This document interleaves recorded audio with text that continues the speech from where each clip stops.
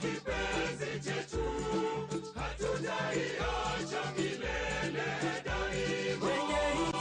Kenya kipenzi chetu, hatutaiacha milele daima. Tushangilie Kenya, taifa letu tukufu, Kenya tunayoipenda. Tushangilie Kenya, taifa letu tukufu, Kenya tunayoipenda. Kenya nchi tunayoipenda. Kenya nchi tunayoipenda.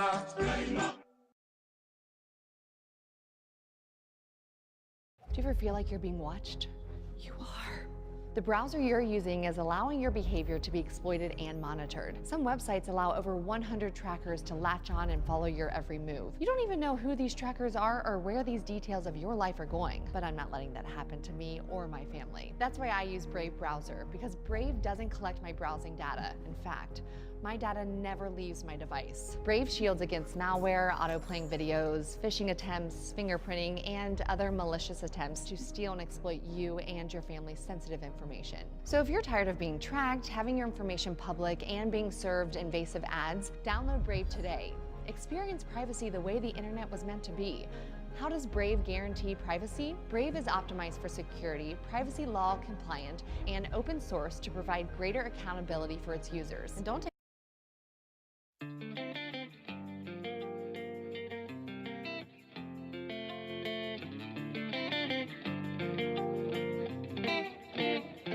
Barua toka Jaramogi na Kenyatta, wanauliza kama Kenya kuko sawa.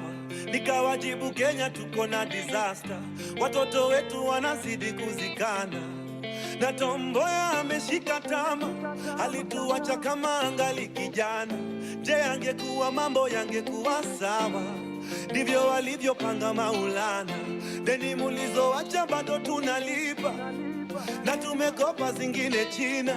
Tukajenga reli pia barabara, zilizobaki watu wakasanya. So tujiangalie, tuko pabaya leo kuliko jana. Sikio la kufa halisikii dawa, tuko kwa Twitter tunajibizana. Tujiangalie bane, tuko pabaya leo kuliko jana. Tusipoziba ufa tutajenga kuta, tusake zetu tungali vijana. Waumini kwa matrina, pasi kwa bima, kushoto fungu la 10 sadaka kulia. Ndio maana mbele ya kanisa mheshimiwa anakula sakramenti kabla ya raia. Siku za mwisho zimeshawadia, na revelation inatuambia hii generation inachoma picha. Ni generation yetu, so tujiangalie. Tuko pabaya leo kuliko jana. Sikio la kufa halisikii dawa, tuko kwa Twitter tunajibizana. Tujiangalie, tuko pabaya leo kuliko jana. Tusipoziba ufa tutajenga kuta, tusake zetu tungali vijana.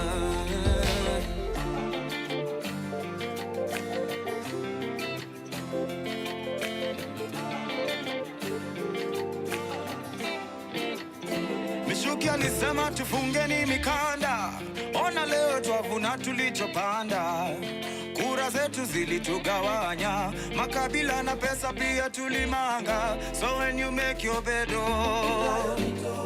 usingizi gani tumelala? Tutajua tujui, Vision 2030 tabaki ni story. Tujiangalie, tuko pabaya leo kuliko jana. Sikio la kufa halisikii dawa, tuko kwa Twitter tunajibizana. Tujiangalie, tuko pabaya leo kuliko jana. Tusipoziba ufa tutajenga kuta, tusake zetu tungali vijana. Dosi aliniambianga freedom never comes for free. We vote tribe ama real cash, ask Boni. Tuna Roma lia mwezi tajesu plus dogi. Wal mzima Twitter keotindo fast body. Ban pictures in Africa, black coffee and none. I'm richer than my neighbor but we're both in a slum. If the rich always win, why should the popular run? Unless democracy ni wants you say my only for fun. Na hii weekend tuko church tunauza sura kabisa. Post ya haga huenda poa sana na caption ya scripture. Kayo ndo gospel pitisha bagi ya sadaka kwa club, yeah. Traffic madrag ubaindai, traffic mandai zina drag. Kwa maya mwizi amemake stories za shamba amegrab. Kono inahonga imevaa bracelet ya colors za flag, yeah.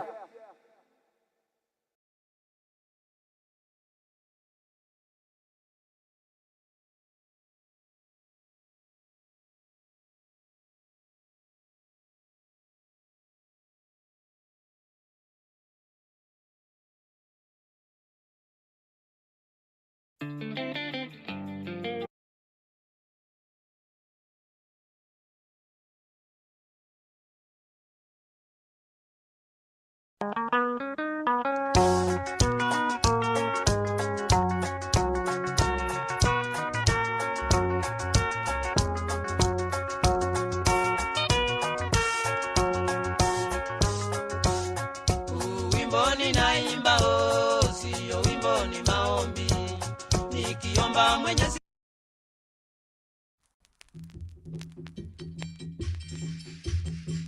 Raisi wa Kenya mteule Moi, sote tunaimba kwa furaha tele kwa kuchaguliwa tena kuongoza.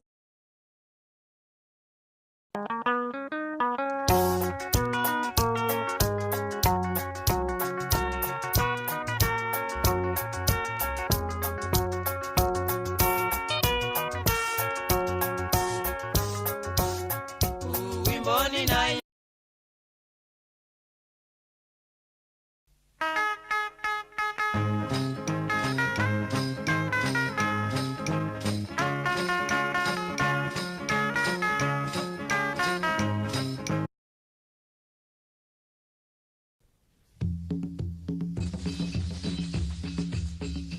Miaka mingi imepita, Jamhuri Kenya yetu. Miaka mingi imepita, Jamhuri Kenya yetu. Haya sisi sote wananchi tushangilie.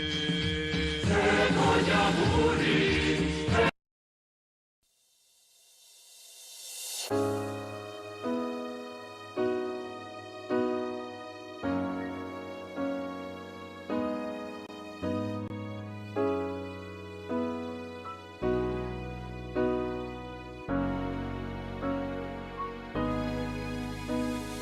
Wimbo huu uliimbwa historia, watu wote mnaombwa msikize kwa makini.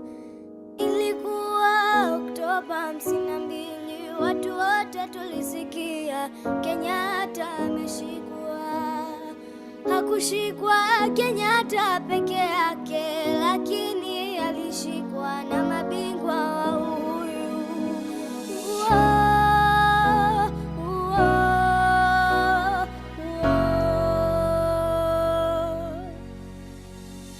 Ilikuwa kilio nchini Kenya, watu wote tuliona huzuni mwingi sana.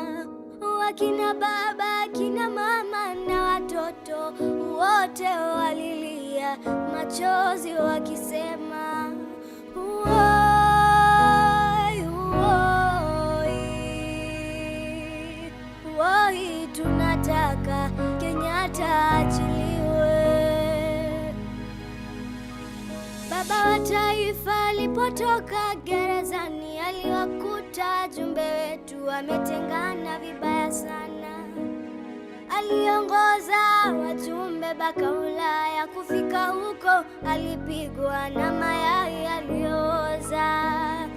Mzee wetu wa kujali alishinda na kurudi na katiba ya nchi yetu hapa Kenya. Mzee wetu alituomba tusahau yaliyopita, badala yake tuijenge nchi yetu. Asante baba wetu, wengi we, asante baba wetu.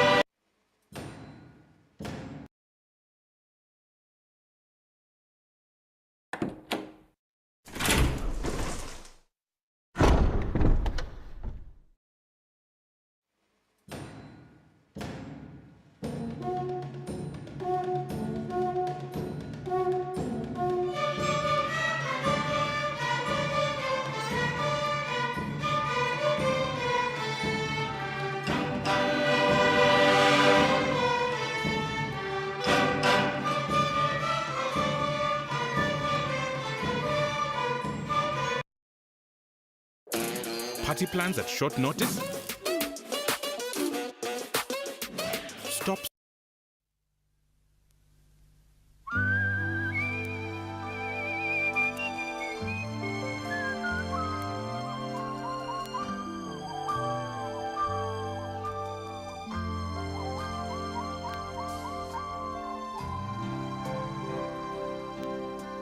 You've only got one mama, you only got one papa, you've only got one life to live, no matter who you are.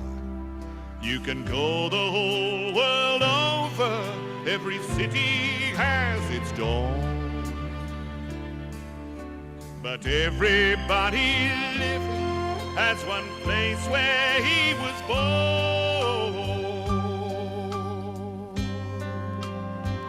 And mine is Kenya, so warm and wild and free. You'll always stay with me here in my heart. My land is Kenya, right from your highlands to the sea. You'll always stay with me here in my heart, here in my heart.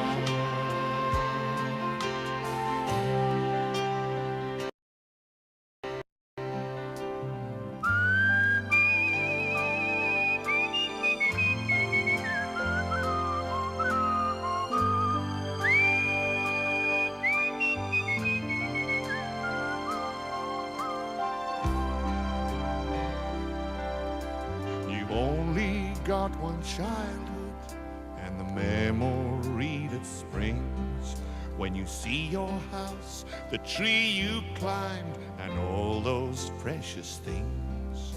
The faces of the friends I had, the images that form. When I close my eyes in the land I love, the land where I was born. My land is Kenya, so warm and wild and free. You'll always stay with me here in my heart. My land is Kenya, right from your highlands to the sea. You'll always stay with me here in my heart.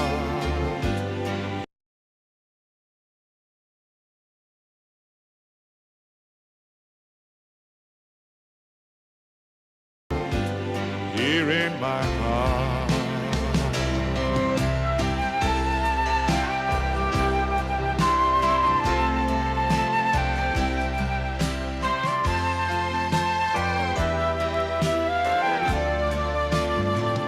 My land is Kenya, right from your highlands to the sea. You'll always stay with me here in my heart, here in my heart.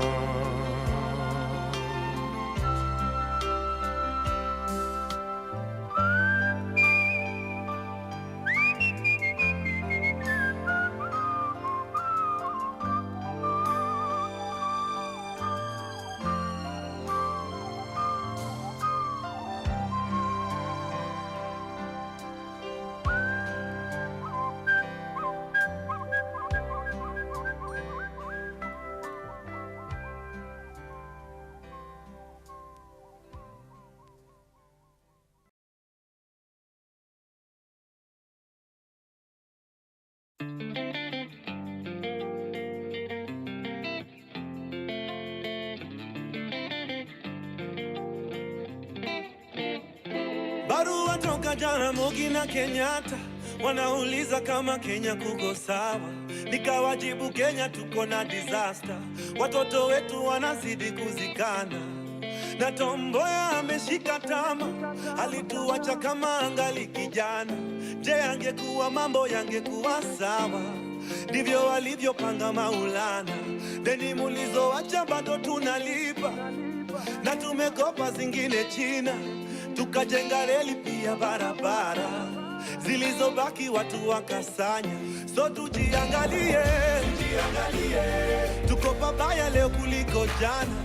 Sikio la kufa halisikii dawa. Tuko kwa Twitter tunajibizana. Tujiangalie bane, tuko pabaya leo kuliko jana. Tusipoziba ufa tutajenga kuta. Tusake zetu tungali vijana. Waumini kwa matrina, pasi kwa bima, kushoto fungu la 10, sadaka kulia. Ndio maana mbele ya kanisa mheshimiwa anakula sakramenti kabla ya raia. Siku za mwisho zimeshawadia na revelation inatuambia hii generation inachoma picha. Ni generation yetu, so tujiangalie. Tuko pabaya leo kuliko jana. Sikio la kufa halisikii dawa. Tuko kwa Twitter tunajibizana. Tujiangalie. Tuko pabaya leo kuliko jana. Tusipoziba ufa tutajenga kuta. Tusake zetu tungali vijana.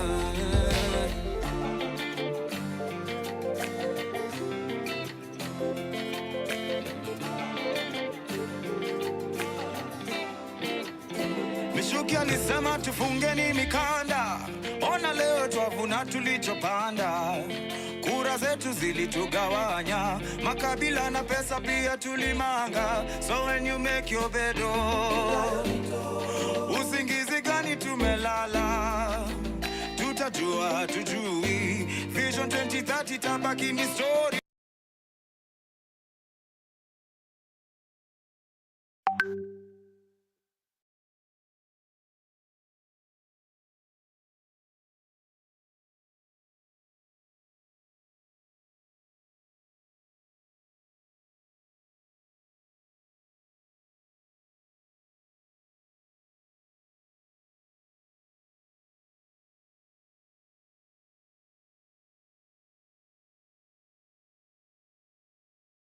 And our online participants who are following us on Zoom and YouTube.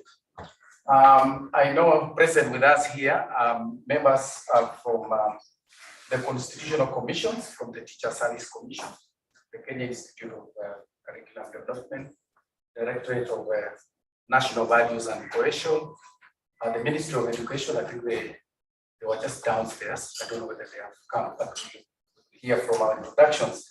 Our CRECO board led by our chairperson, and then CRECO members and the peer civil society organizations, our development partner Uraia Trust, and members of staff of CRECO Secretariat.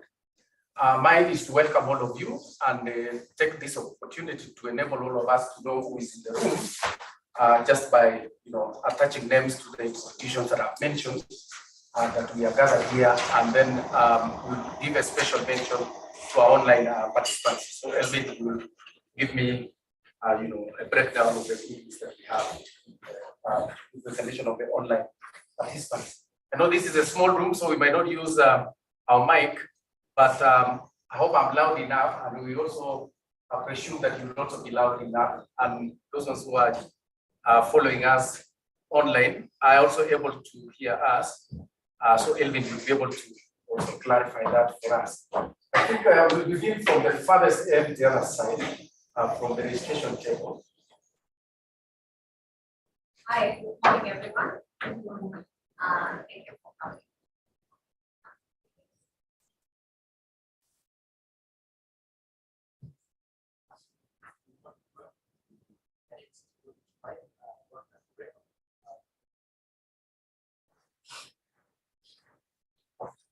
Hello, how are you? My name is Jessica. That was one.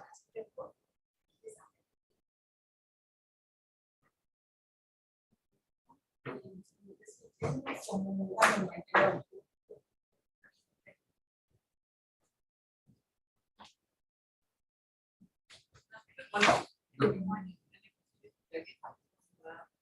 The Service Commission.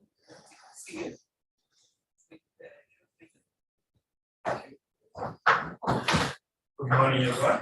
My name is Kenneth.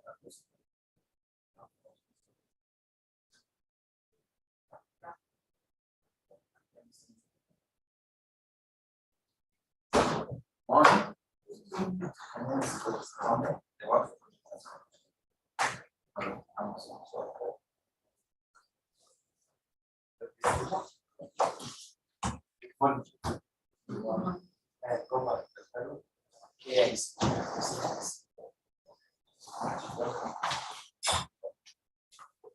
colleagues. I'm here from Denver. From the Director of National.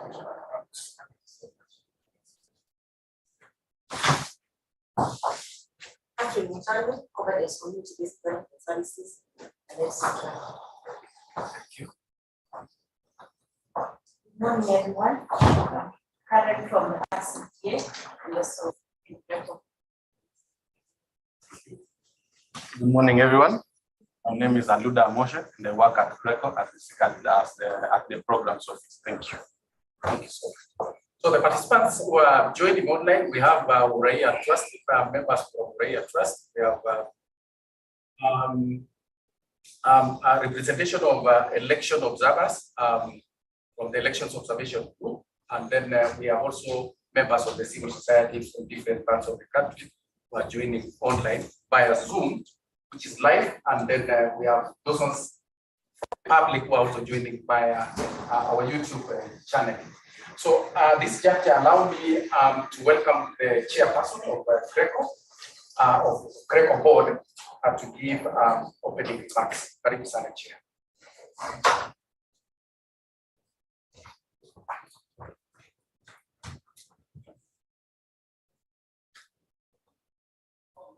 Good morning, comrades. Good morning. In our sector, we are not used to so much protocols. So it's our dynamics and also our guests from the side of the government. Sana. Mine is very easy, just to give open remarks on behalf of the Greco Secretariat and also the board, which is represented here by a number of our very distinguished members. So I think this opportunity to welcome you to this timely and also very strategic convening regarding this critical topic. And the main objective of this forum today is to discuss how we as key stakeholders can collaborate and support one another to ensure effective uptake and the practice of national values and ethos in primary schools. And if I'm not wrong, I think this was part of the proposals under the EI amendments, where I was a suggestion to have a process whereby we can begin to create awareness to our children on the national values and ethos. Because that's where I think we seem to lose it. It's very hard to inculcate values, especially the values that when people are at very advantage, and without these values, then it becomes very difficult to govern this country. But the assumption of national values was these are the principles which are going to be guiding national affairs in all the sectors. As Greco, we have a very strategic vision of a just society, and over time, we have been known for civic education and also for constitutional awareness forms in the country, where we have been focusing on empowering citizens, especially both from the marginalized areas, including women, and for them to speak effectively and efficiently more education in the country. We appeal to enable them to push towards the education of the value and culture of advancing the country. And this kind of constitutionalism is directly tied with national values and principles of governance, as I have just said. So it is on this basis and also this background that we have conducted a study to establish the Center of Uptake and Practice of National Values and Principles in Kenyan primary schools. This study does a bit of methodological dynamics, which I'm sure we get monitors from our presentation. The study targeted public and private schools in 4 counties, namely Nairobi, Machakos, Kiambu, and Kajiado, including those that have learners with special needs, and those are those which are managed by India's organizations. And Shagon, I suppose we think because I think one of the things I see in common is they are mainly Kenya, but most of them are basically counties which are neighboring Nairobi. Yes. But I want to hear more about that cooperation. So in all the schools, they have targeted the learners, teachers, members of the board of management, and parents, where we have been able to gather information that is relevant to the study objectives. We have also targeted various government and governmental stakeholders to give their input on the uptake and the practice of the national values and the Ethos in the government schools. It is basically the focus of our study. So we have generated a baseline survey report, which has findings which we are going to share in this meeting. And then beyond by sharing those findings, we are able to inform a response from the stakeholders who are here. And of course, this one also give us to give our perspectives on the findings, which will be shared by one of our renowned curriculum specialists. And therefore, I take this opportunity to officially declare this forum, and which was very insightful and fruitful conversation. And I think I was discussing this with Joshua, saying this discussion of national values, apart from focusing on the uptake in schools, we also need to find ways of also investing it in the context, in the current context of elections. Because one of the major values is integrity, transparency, and accountability, public participation, and also respect for human rights. So how we apply that, as how we look at the extent which those are applied in the operating context is so very critical, as we look for operatives of also focusing more and also providing more strategic responses and also leadership as critical matters of public interest. Kwa hivyo karibuni sana, and I hope we are going to be open-minded and be more engaging in all the issues we are going to be discussing as an example. We give our chair a better round of applause.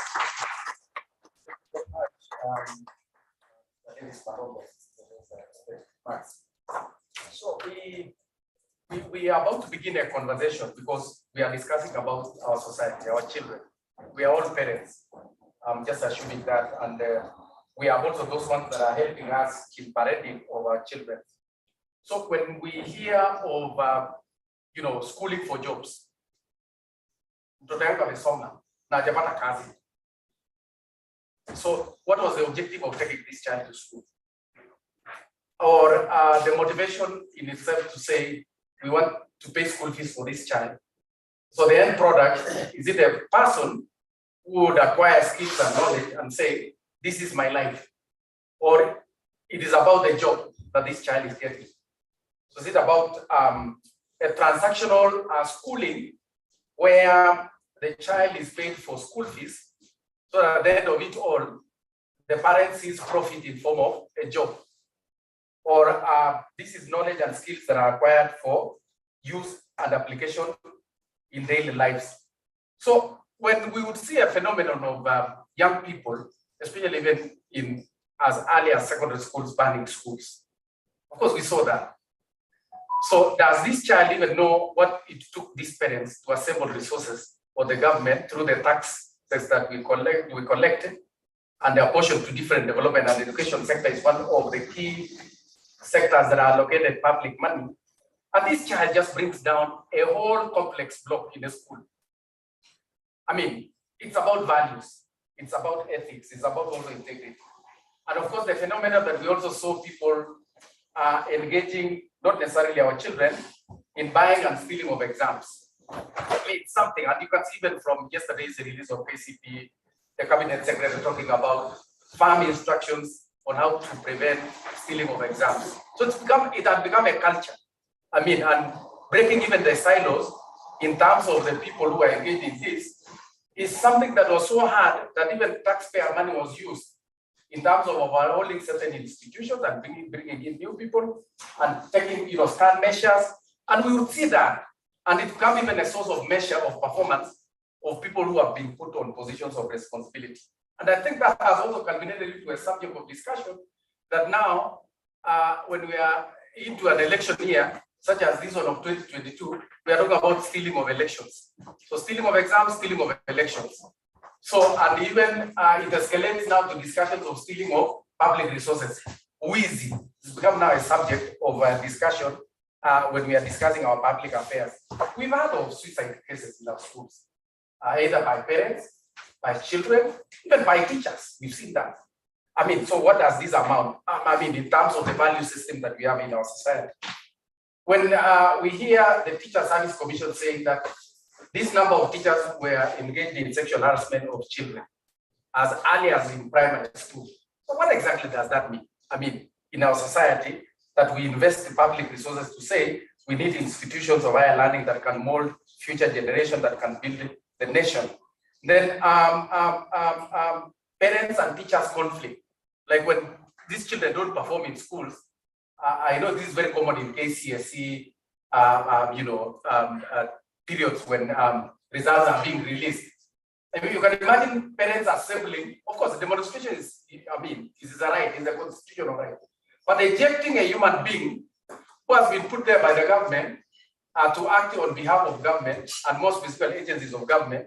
I mean, where have we lost in terms of morality to where parents would get the guts and say, let's chase away this person, should not be part of us, and all that. Then the indecent learning environment for our children. I mean, sometimes we see photos of certain schools where, you know, children are learning, let's say, under a tree, what. I mean, the promotion of access to education is generally compromised. It's not uniform. And here is a situation where we had the formulation and launching of the competence-based curriculum. And I think the spirit, when you read the documents, and I think we have the institutions who are mandated, which are mandated to the implementation of the same, and we are glad as CRECO to have associated with these institutions, the values and ethos, just to break these silos of banning of schools, stealing of exams, having children to identify their talents at an early stage and consider and appreciate themselves to say, this is who I want to be in future when I participate in building of the nation, without necessarily saying that this is prestigious and this is not prestigious, where everybody locates his or her talent at an early stage. And I think that is what the experts of the CBC have told us. So here we come as Constitutional Reform Education Consortium, CRECO, to say there is a whole article in the Constitution of Kenya 2010 that provides for national values and principles of governance. And here we are talking about 16 of them. Building the nation, I mean, nation building, nationhood, integrity, participation of the people, among all those, accountability, transparency, national unity, all those are listed in our constitution. Then we saw the discussions now even emerging around the Building Bridges initiative. That the committee that was put in place by the president found out that we've lost our tangent of ethos as a country. What binds us as common as Kenyans, where we can identify ourselves and say, these are the values that we embrace as a nation. So we said, okay, out of curiosity, we said, okay, we've been engaging citizens on ownership and practice of national values as provided for in the Constitution, by championing their participation in elections, by participation in tax paying, by participation in holding leaders who have been elected and put in positions accountable. But we said, okay, look here, there's an opportunity, the competence-based curriculum. How can we enable the stakeholders that have been put in place? And these are the parents, the teachers, the institutions of governance who are also assembled here this morning, such as the Teacher Service Commission, KICD, the Directorate of National Values, the Ministry of Education. So we said, okay, can we engage in a discussion that can also enable us to collaborate meaningfully in assisting our parents and our children in embracing this CBC, and more specifically, inculcating the practice of values and ethos. And here we will be looking at our progress, the practicality of the same. When these parents are being given let's say, communication from the teacher in school to say, can you practice the following with your parent and you bring the results tomorrow to school? And you saw how parents then found out of this CBC in social media. You know, some, I don't know, maybe bloggers also were making caricature of the same, where the child is being made to be like the congregant in a church and the parent being the pastor. You know, such kind of things, you know, making fun out of it. But you see, in reality, the children and the parents go to church. Or let's say, for instance, farming, you know, the vegetable garden. And you can see how complicated it became when even some parents say, I live in a flat. How do you tell me to come and plant some sukuma wiki and we have no soil in where I live at home? You know, that kind of stuff. And in some places, when the children are being told, working together with your parents, can you download this, let's say, the marketplace? And you are telling a parent, probably, let's say, in Pokot, you know, where probably the cyber cafe to download something is about 50 or kilometers or 100 even kilometers. And that's the situation we have in our country. So we would want to say, what can be the mode of, you know, solutions to these problems? And then the ownership, because if parents and teachers own this process, the child also benefits on the same and understand what is the role of the teacher and what is the role of the parent. And then the practice, I mean, on a day-to-day basis. So here we come to just present findings, and we thank the institutions mentioned here for having given us a lot of support in terms of being key informal interviewees, being, you know, suppliers of documents. The directorate was very useful in terms of, you know, providing us with, you know, their interaction with various institutions, in colleges, in the universities, and all that. The KICD, the aspect, and I think we are also glad to be associated with one of the senior people with the KICD and also part of the architects of the CBC curriculum, Mr. Emmanuel Tumbo, who is here with us, and we'll also be hearing from him so that we see what was the spirit behind the CBC and also having a different Kenya through our learning institutions. So we have a simple program where Greco is going to present findings of the survey that we did. And then we'll have an expert presentation from Mr. Emmanuel Tumbo. The program is before you there. Then we will engage on a panel discussion where we'll have the institutions that I've mentioned, you know, reacting to the various aspects of the presentation by Greco and the expert presenter on CBC. And then we'll have the team gathered here and also online to react in form of a plenary so that we can ask questions and share experiences on our challenges, our best lessons, and probably even recommendations. So that at least whatever we assemble here, we can use it in our further dialogues and discussions to better the environment of the uptake of national values. And then I think by around 1 p.m., we should be able to close and have a break and even call it a day after this forum. So, ladies and gentlemen, that is what is before us this morning, and we will be periodically taking information from the online participants so that we can also engage with that particular information that is there. So before I welcome Sabrine, and I believe your presentation is ready, I can see the first slide is here. I know there were people who joined us as we began. I would want to give them an opportunity to introduce themselves by name and the institution they represent. So I don't know, Jacinta, you'll help me. I think the gentleman here. Good morning. My name is Emmanuel Tumbo. Emmanuel Tumbo has worked with the government of Kenya for many, many years. Only 6 kilometers per hour. Give up from my own. I'm one of the fathers of students. Thank you. And you're also. Morning. JPB, representing Kenya Primary School Ethos Association. Sorry for arriving late. Okay, thank you. Welcome, madam. And allow me to take this step to welcome Sabrine, my colleague from Greco, to just do a presentation of our findings of the survey that we did in Nairobi, Kiambu, Kajiado, and Machakos. So karibu sana Sabrine.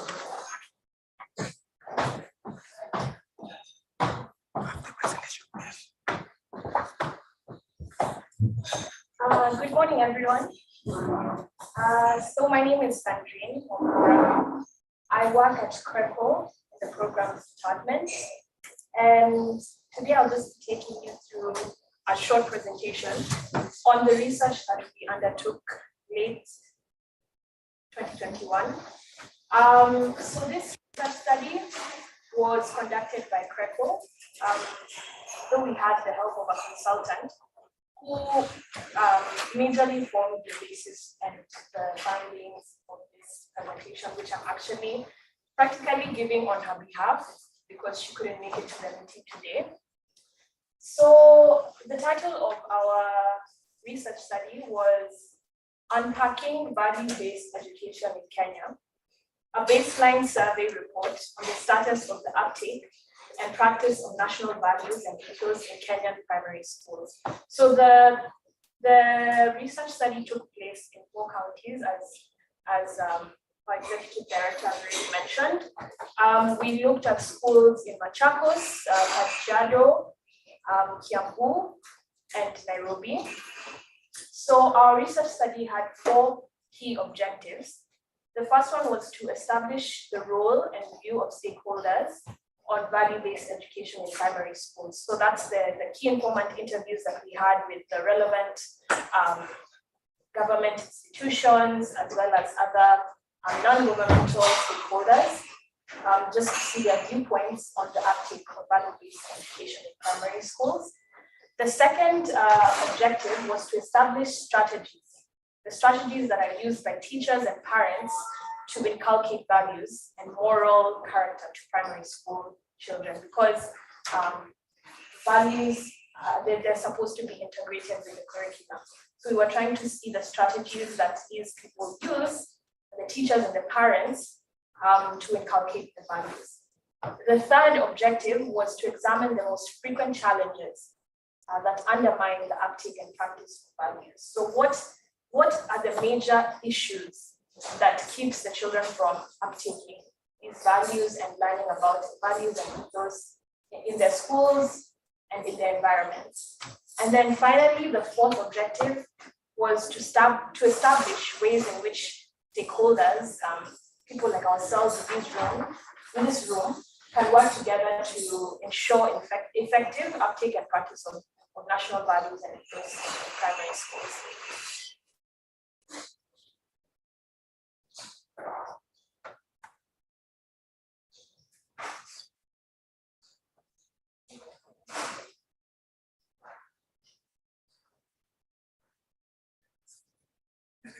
Yeah.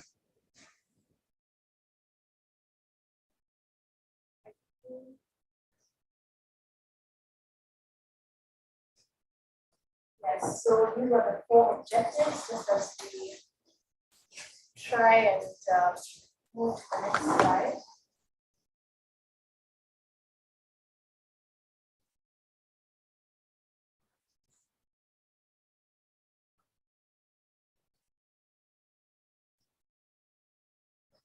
Maybe you stop sharing and then you share.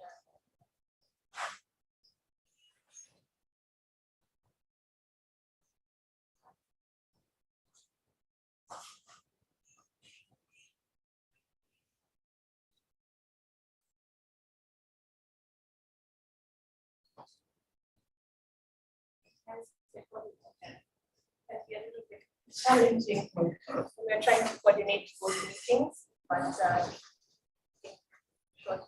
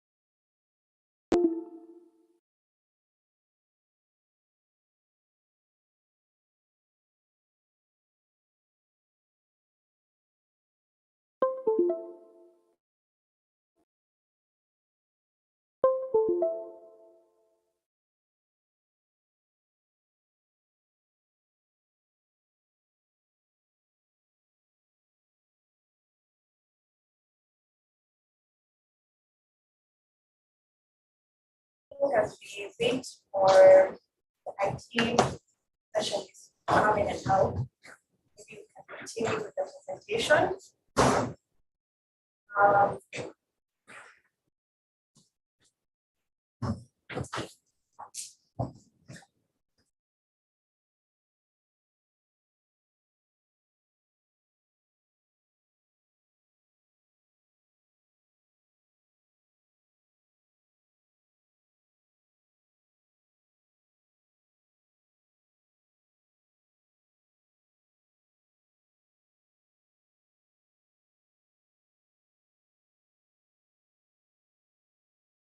Wait for the visuals to come up. Yes. Okay. As I was saying, just so that we also have the online participants on board, we're going to continue with the presentation as we wait for the visuals to come up. So our target population was Kajiado, Kiambu, Machakos, and Nairobi, and we were very keen on making sure that we targeted different kinds of schools. So we had rural schools, we had urban schools, and we also had schools that were managed by religious organizations, children, schools that focused on children with special needs, such as the Pika School for the blind. That's just to mention one. And we also we made sure that the schools were diverse in nature. So in any given county, we made sure that the schools were not in the same sub-county, just so that we had a very good purposive sampling method. So we sampled 8 head teachers, one from each school because we had 8 schools, 2 per county. And we also sampled teachers in the schools, 10 teachers per school. And we ensured that the gender representation was 50-50.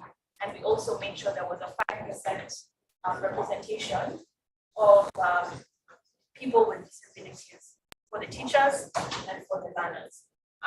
So we also sampled parents, and we also selected board members of the selected school.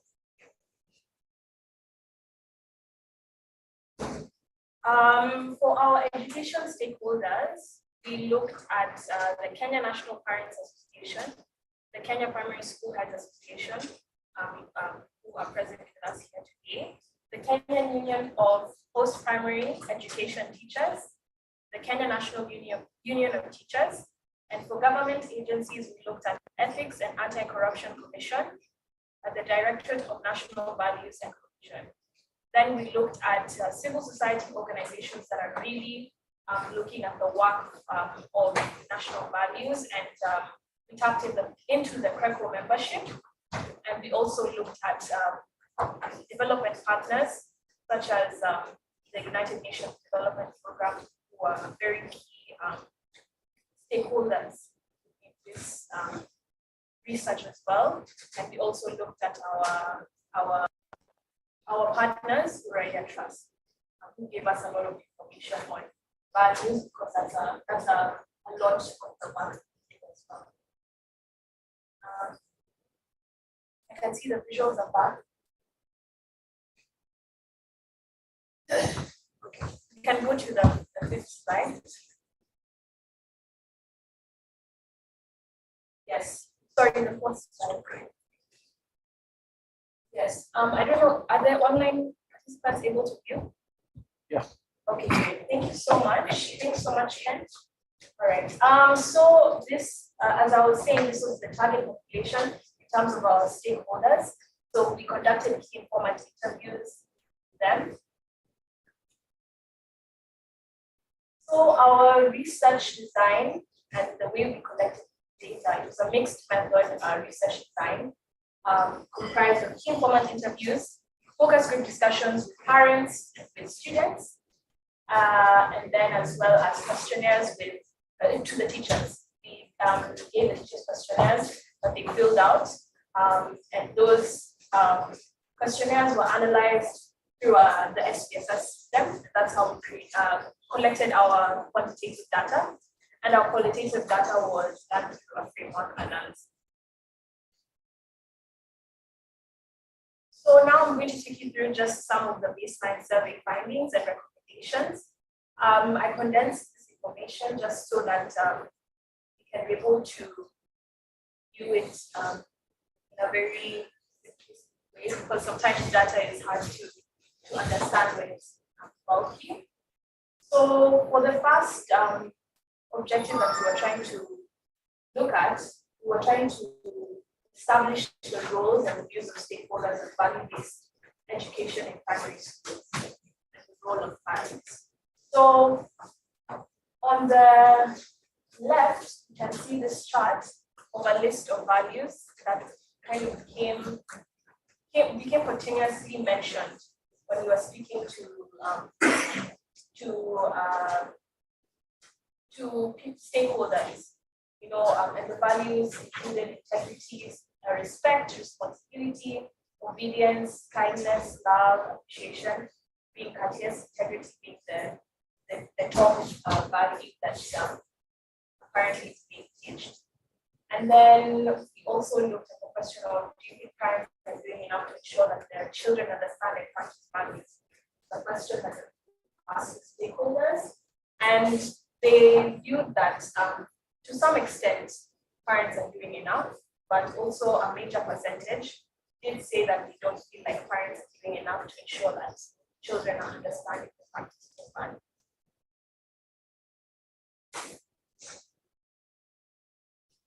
So we also looked at the rate of awareness on this issue of national values and principles of governance. And most of the stakeholders said that they have an average understanding on this matter of national values and principles of governance, with majority of them saying average and about 10% of them saying low and 2% saying very low, and only 9% saying they have a high understanding of national values. So the frequent mention of national values and governance by teachers, they said that national unity was the major mentioned value. Stakeholders said that by teachers. So national unity was the majorly mentioned value that was there, despite there being other values in the constitution like patriotism, democracy, sharing of definition, integrity, social justice, equity, rule of law, human rights, human dignity, inclusiveness, non-discrimination, sustainable development, accountability, and finally good governance, which was the least mentioned.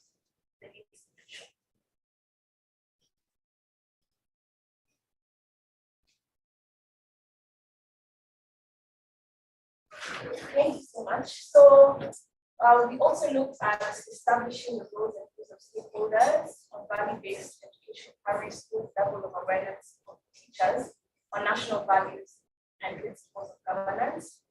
So we had 69 teachers who participated in the survey, and 52 rated their level of awareness on national values and principles of governance as average, while only 3% rated themselves very high. Most mentioned values were national unity, patriotism, and democracy.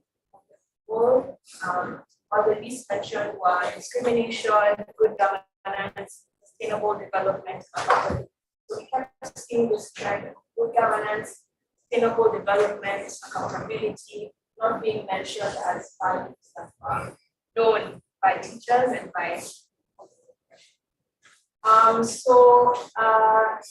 none of the 69 teachers participated in the survey mentioned transparency as a national value and code of governance.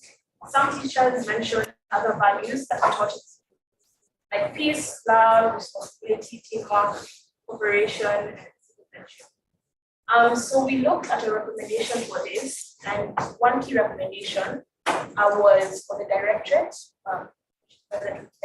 here with us today, of cohesion and national values, collaborate with the Directorate of Early Learning and Basic Education, the MOE, and other stakeholders to undertake civic education in national values and principles of governance, targeting teachers, primary schools. That was our key recommendation.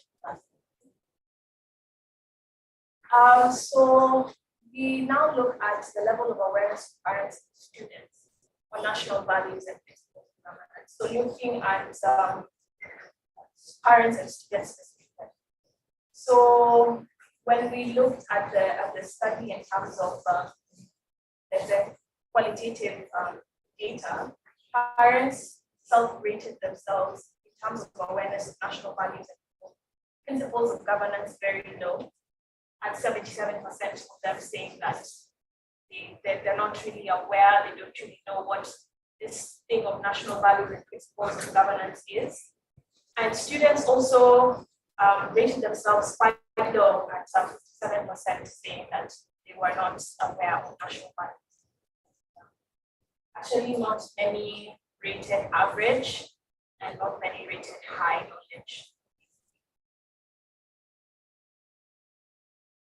So just to put it more into perspective, the level of awareness of parents and students on national values and principles of governance, as you can see, the percentages are there. Most parents seem not to be aware of the terms national values and principles of governance, and like parents, students also were not aware of national values and principles of governance. And they were asked to rate themselves, as I had said earlier, 7% rated themselves very low. And there was a lack of understanding on what it was, even the fact that that this notion of national values was a part of the Constitution. They were unaware about those, it being a part of the Constitution for both students and for parents. So we had some key recommendations for these findings. We looked at the Directorate of National Cohesion and Values, and I think they're a name that's going to continue coming up with our recommendations. They're a key stakeholder and key partner. So we looked at the liaison between the primary school management and the parental engagement and empowerment program to provide targeted civic education to parents. So looking at ensuring that parents also are able to articulate these ideas of national values and principles of governance so that they can be transferred to their students and to their children. And then we looked at the recommendation for the students, where we were able to say that teachers should sensitize learners at the primary school level and on national values and governance, so that they can relate the values they're being taught with those contained in Article 10 of the Constitution, all the values that are mentioned.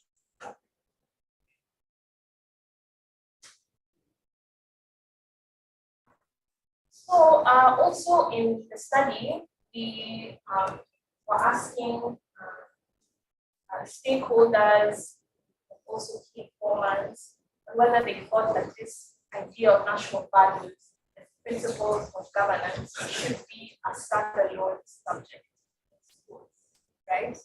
So we asked the question, do you think the Ministry of Education should develop a standalone subject on values?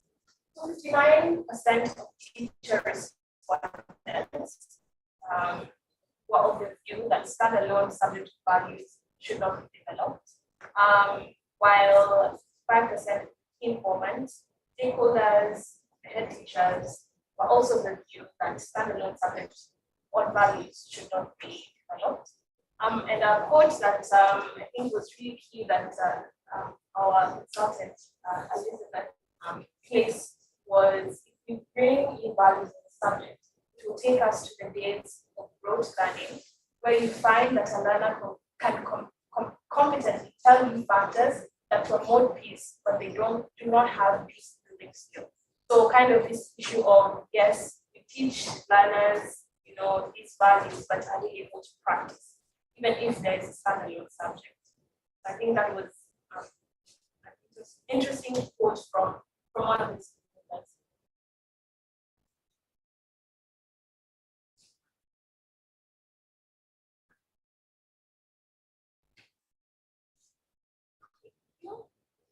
So another key objective, which I have mentioned before, was to look at the strategies that are employed by teachers to inculcate values and moral character to primary school children. The strategies of teachers and teachers in schools. So one of them on the left, you can see it's written development of school culture, with raising the Kenyan flag, patriotism, scale values, open spaces, prayer, school rules and regulations, church services, articulation of values, vision and mission and motto. A lot of the schools have their own individual school mottos, visions, and mission statements. So that was a key strategy which they mentioned for employing and inculcating values for primary school children. Then we also looked at classroom instruction, which was one that they also mentioned. And this was also clear in the focus group discussions that we had with the students, that they mentioned storytelling by teachers to teach them like morals and values, also autobiographies of value role models, reading them, and teaching CRE, IRE, social studies, and integration of values subjects. And also one key thing that kept on coming up during our meetings with the children, in the focus group discussions, was Proverbs. Proverbs that teachers used to teach them in classes, the classroom setup, or maybe during clubs. We also looked at co-curricular activities, music, drama, games, and sports as a strategy to inculcate values, as well as the pastoral program instruction, mentorship programs, guidance and counseling, involvement of all teachers, involvement of external resource persons for counseling, and the children, the children council, the children council model, written something else. The children council model as well, in terms of counseling the children.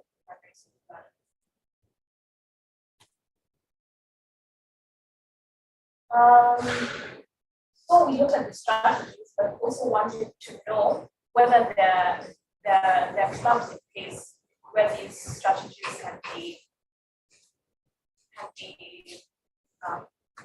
really be inculcated. So there are lots of clubs that were mentioned by the school teachers and also by the students, but the top club was Scouts, Girl Guide clubs. So the Scouts and Girl Guide clubs were in a lot of the schools, like 5 of the schools, and the debate club was also very prevalent in schools. And we have other clubs like IT clubs, like Euro, you can see in the list, Bible club, but a big thing that came up in the research study is that the clubs were present in name, but not present in implementation. Like the clubs existed, but the children never used to participate in the clubs, or the patrons never took part in making sure that the clubs met every week, that they continued to inculcate these values. So they were very much present in name, but not in being implemented.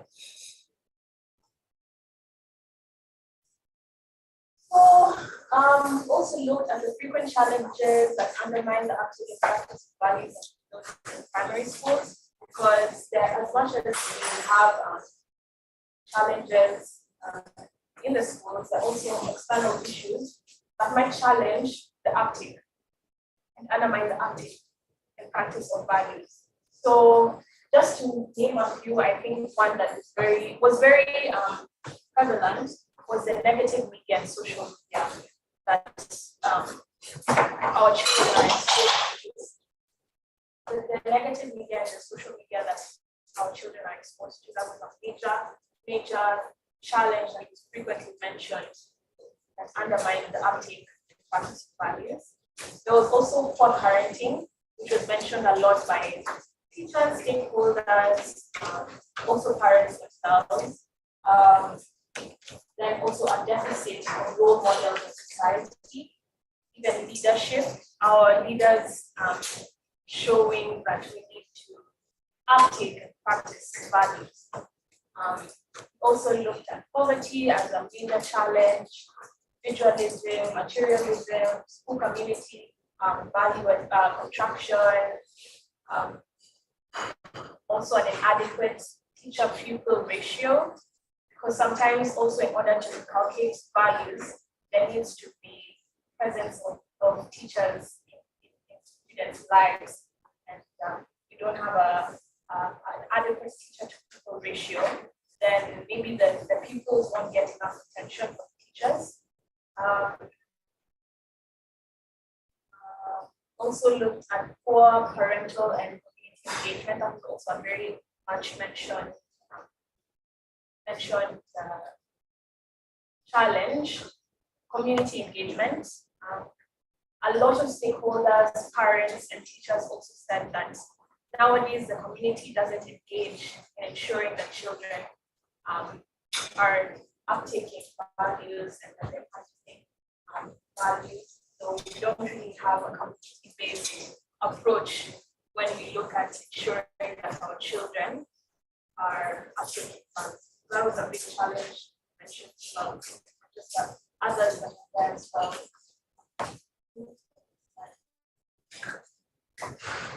So, as much as we looked at the challenges, we also looked at solutions to the challenges. We had some solutions coming up for the challenges. So, one of them was being values as stakeholders, as parents, as teachers. We need to be role models to share the values. Then also look at taking personal responsibility for value education.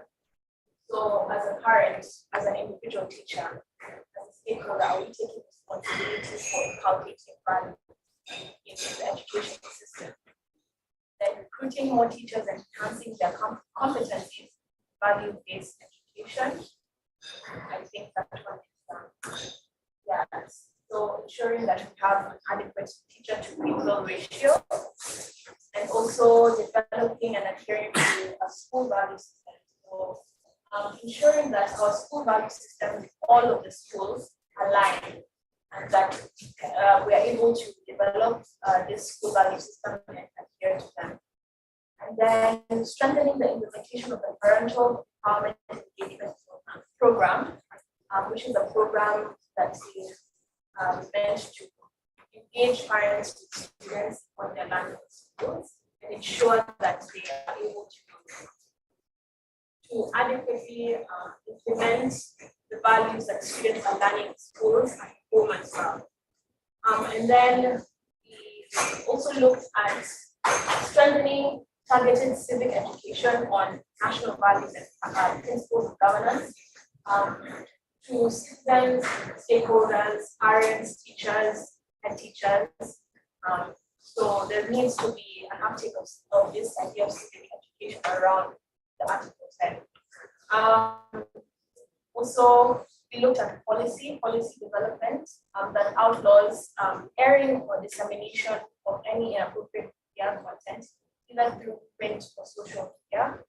Majorly in this discussion, it was brought up that if inappropriate media messaging is so prevalent nowadays because nothing is really censored anymore.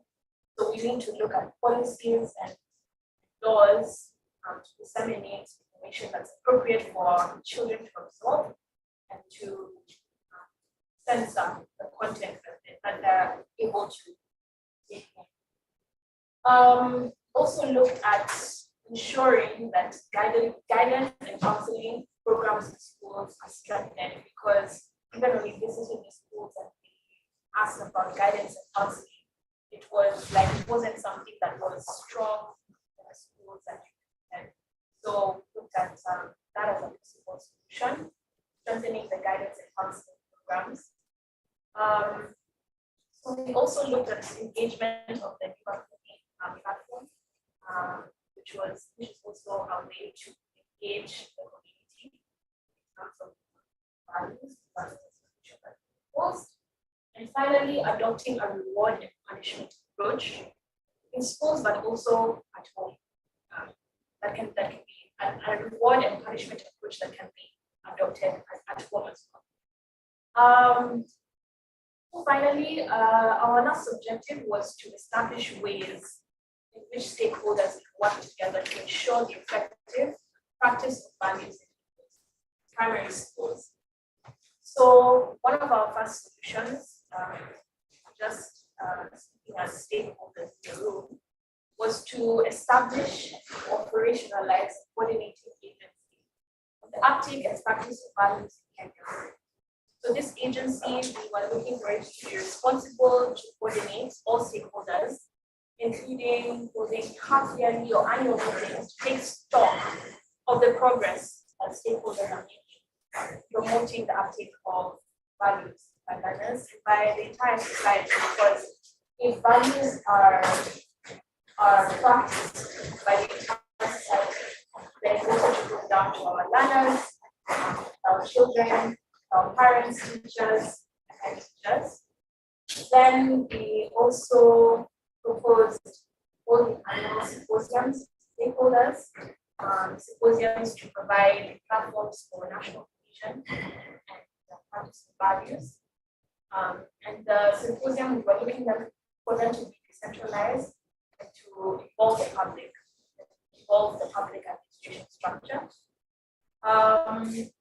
Also, a lot of respondents were of the view that during these symposiums, individuals who are recognized as role models should engage in their experience on how the uptake practice values and have impacted their lives. So a lot of respondents also said that children's role models should also be involved in holding these symposiums so that they are able to look at these role models and see something that they can embody in them. So that was a very short synopsis of the research study which we undertook. The report is definitely more hefty. This is just a short presentation. I'm open to questions or comments before we go into the next session.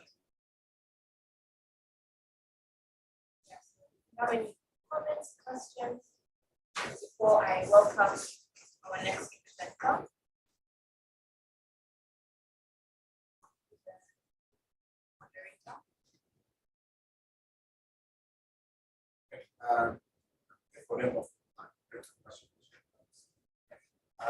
Among the impressions that they give, studies, I don't know when they engage that study, the research of the masses, some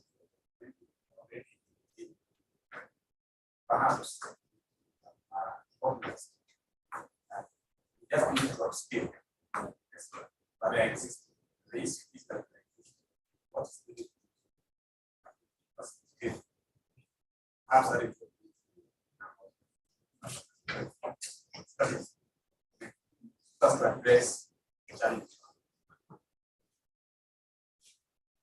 So much. I think also before we move forward, let's recognize our new member. Maybe you can introduce yourself. Yes, 100%. Thank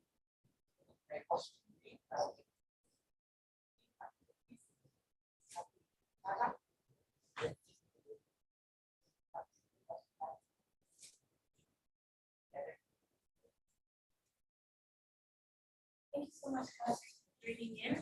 Also, the lady at the back. Morning, everybody. My name is Sally. I work at United Stakeholder in Kenya. I also am the vice chair at Ethos. Ethos.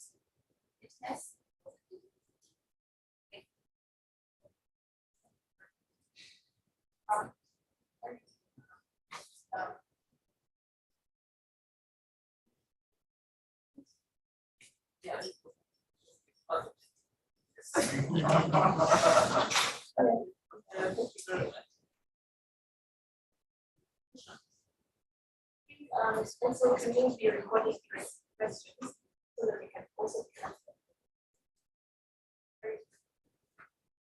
Okay, we start.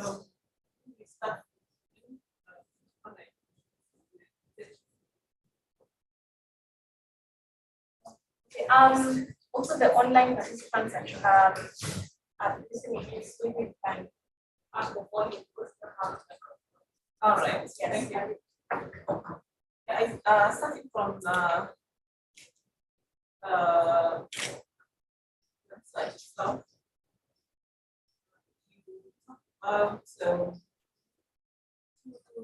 And teachers. That means two teachers. I mean, and I felt like for lack of better thing, not very adequate because we look at a sampling of Nairobi and about 205 primary schools. But I thought that with some of about 5%. We talked about around 60 or thereabouts. I don't know whether now what happening in our institutions on values. Discussing the values. I know that the CBC has actually been addressing ways. So I didn't have that captured.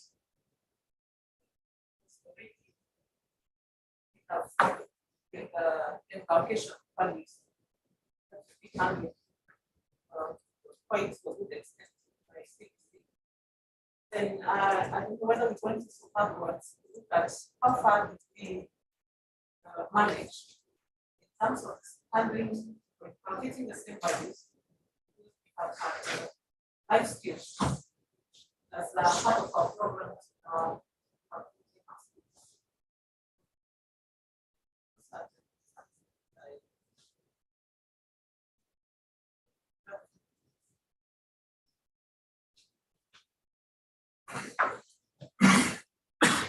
Thank you very much for the wonderful presentation.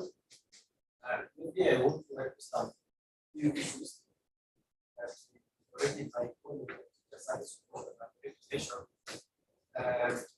When we talk about values, we normally say, or we on the aspects of the curriculum, we say this is a horizontal approach. When we talk about a horizontal approach, is that we need consideration on the parties that surround our schools. And maybe from our presentation, the presentation here is that we already tackled the staff, and parents, that the most people that support staffs. And because in all our schools, it's a boarding schools or in these schools, it's a regular or even SME schools, we have support staffs that normally help our learners. And maybe on our end, when we talk about from even our own studies that we conducted recently, normally took like awards because there are some informations that are related to the values that you will get from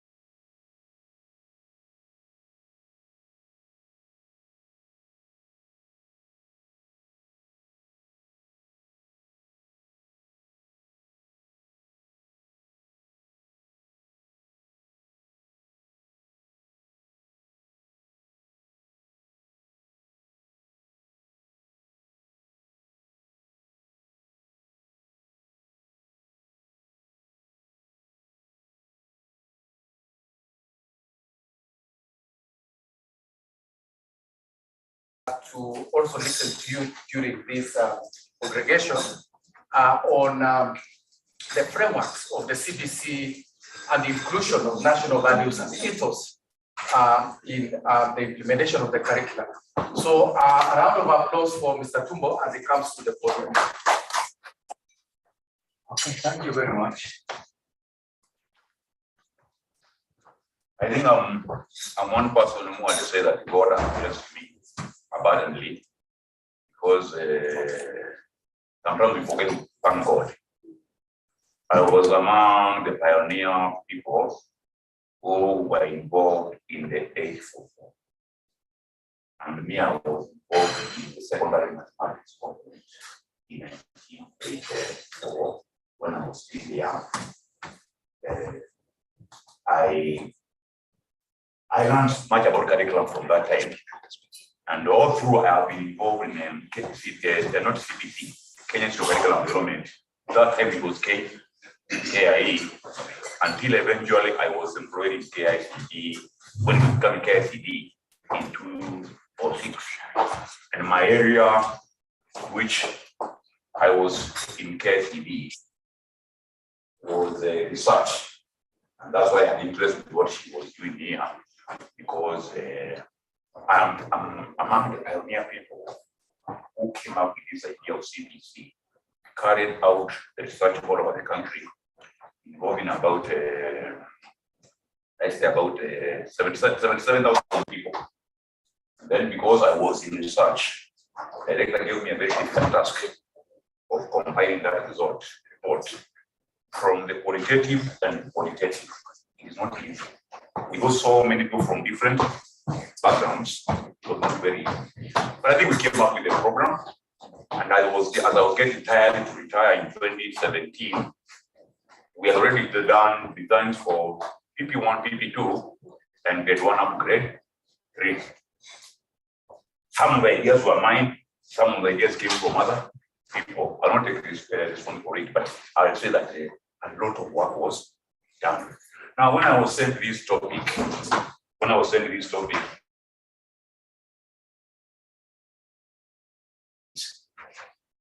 want to go over a lot of details, but I will try to show you how CBC has tried to address the national values. For you people to tell us where the problem was, because you have done a study. Because as much as I'm concerned with KCD, we have done a lot of work. In fact, so clear that what I did in 1984. Now, in 1984, when I was making the mathematics for 844. This one was very, very clear. Our minds were very focused, very sober. So I'm taking this opportunity to listen for 30 minutes, 5 minutes, ask questions, because also once I left KSED, I am still in educational matters. I deal with PhD and masters, data analysis, SPSS. They come to me. I know something about data analysis, and I know how to interpret, but I don't interpret it for you. You do it yourself. So, gentlemen, slide 1. Now, when I was asked to talk about this one, what I know about research is we must know what we're talking about. What are these? Values. I gave a few definitions of values. You will decide which one works, but all of them are correct definitions. Accept principles and standards of a group of people. Accepted what? It must be accepted. Beliefs about what is good, desirable, and useful in a particular state of say. It must be what? Good, desirable, and useful. You know, in research, you must put a demarcation in what we're going to talk about. Now, I'm going to put a demarcation. Let's move another one. There are several of them. I leave the presentation here. It gives all ideas shared by members of the same community, same culture, and same nation. The nation is Kenya. The last one is the number. So it talks about morals. When I came here, he was talking about morals. Morals, standards of what is good or bad, and what is desirable and undesirable. One time when I did this presentation to parents, I normally talk so much to parents. They asked me, why have you taken too long to bring this information to us? They were not aware, but I explained to them in very simple language. To me, that's what values are. Because they are many. Let me not go to the importance, but it's very important to know that when it was decided that the values be in the curriculum, there must have been something critical about it.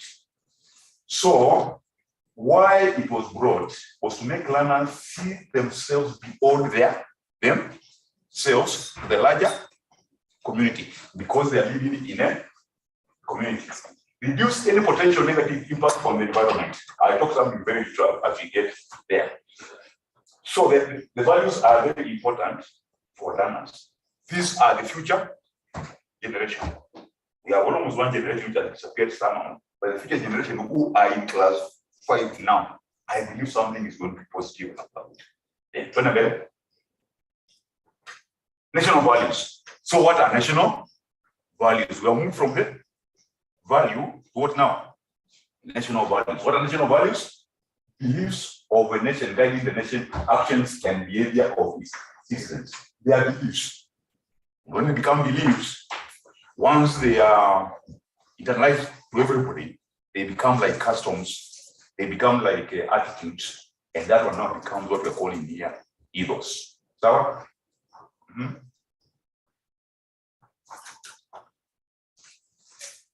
where did we get the power of these values? Believe it or not, we had foreseen something which is happening in this country. Of late, you are hearing people have been taken to court for not being what? Constitutional. Our values came from Article 10 and Article 10.1 and Article 10.2. That is where we got them. They are here. When I came here, I was talking about them. They are here. Patriotism, national unity, rule of law, democracy, participation of the people. If you don't involve the people, you are going to have trouble. So we are already in trouble. Someone has already gone to court, and three bodies, men. They are saying there was no participation. I looked around and asked myself, are you sure we never? I don't know. But anyway, it's them to argue their case down there. Look at things which are in the Constitution that you can't run away from. Equity, human rights, non-discrimination, good governance, the issue of which has been a big problem in this country. I don't know how it will be sorted out, but we hope the current generation is going to finish it. And then somebody talked about sustainable development. These ones have just been lifted directly from the Constitution.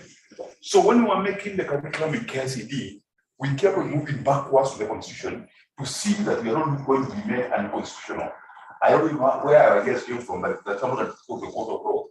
As well, many things you are teaching are not making sense. So we say they are supported by the Constitution. Okay?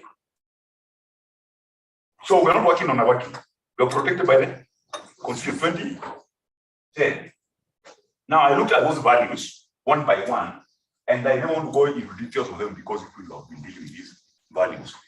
The only thing I have added, a Kiswahili version of it, because like now if I'm talking to a parent in a parent meeting, it is when I use the word Kiswahili. I am not very good in Kiswahili. Mwalimu wa KICD ananisaidia kama Kiswahili kitaanguka. Because wakati ukisoma Kiswahili iko compulsory. In fact, I never did Kiswahili for reasons which are beyond my control. Patriotism, hiyo ni uzalendo. Just one word. I will not explain, but I want to tell you, I want to give you an example. If you leave this country, no unaenda mahali kama China, where everybody is talking about this, and you see that flag of Kenya, how do you feel? Madam, how do you feel?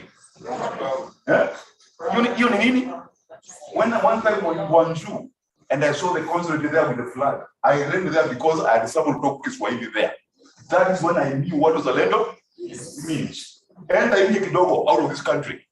You know what that flag stands for. We have been seeing national anthem for so many years, and maybe nobody explained to us. But now it touched me. I went to Israel also. When you see the flag of Kenya, you feel something. How do you feel when our teams are winning? Like the other day, how do you feel? You're even cheering, you don't even bother where these fellows come from. National unity. Umoja wa taifa. As simple as that. Unit of purpose. Oneness. It doesn't matter where you come from. Another one. Rule of law. Utawala wa sheria. So for those ones who are running these programs like in organization, go for the Kiswahili way of explaining it. It is the PTC ya utawala wa sheria. Ukienda kusema rule of law wanakuza nini? Democracy and the persuasion of the people. Demokrasia na ushirika wa watu. That's why every time we are being told enter for public participation. Equal. Human dignity. Hadhi ya binadamu. It is there. I don't know what's talking about as Article 28. I also went there to look at Article 28. Equity. Equity. Equity. Fairness. Fairness. Another one. Equality. Ulingano. Moja is equals to, ile ingine is not equals to. You are given fairness. Social justice. Haki ya jamii. Ingine? Human rights. You know maneno hapa binadamu hapa sahi. Ziko pale mbele wa Kiswahili sasa. God given inheritance liberty. Ndio nani? Mungu. Siko zangu hizo. It's not my own creation. And then integrity. Hiyo ndio mbele shida hiyo. Hiyo ndio mbele uko nini? Uadilifu. Tuko naye. Nini kimeharibika? Where did the rain begin passing us down? Somewhere. When and where? I can't remember. Sustainable development. Sustainable development. Sustainable development. Yeah. Sasa pale nimekuwa kwa Kiswahili. Maendeleo ya kudumu. Na ingine because they are already there. I'm only giving you my own version of Kiswahili, not conventional Kiswahili. It's a good Kiswahili. Where do you derive them? Constitution of Kenya 2010. We don't call it the new constitution. Okay, you know, protection of marginalized people, nimepeana hapo, non-discrimination, nimepeana hapo kutoka kwa. Iko wakati mimi nilikuwa nasoma shule zamani, ilikuwa hapo. Unaona shule A, B, C, D. A were for Africans, B were for Asians, C were for Europeans. You do not go to European school. Unakaa huko wapi? Huko. Tunafanya the same physics. Huko. Now, these values, KICD has organized them to what we call national goals of education. What are they? I don't know the definition.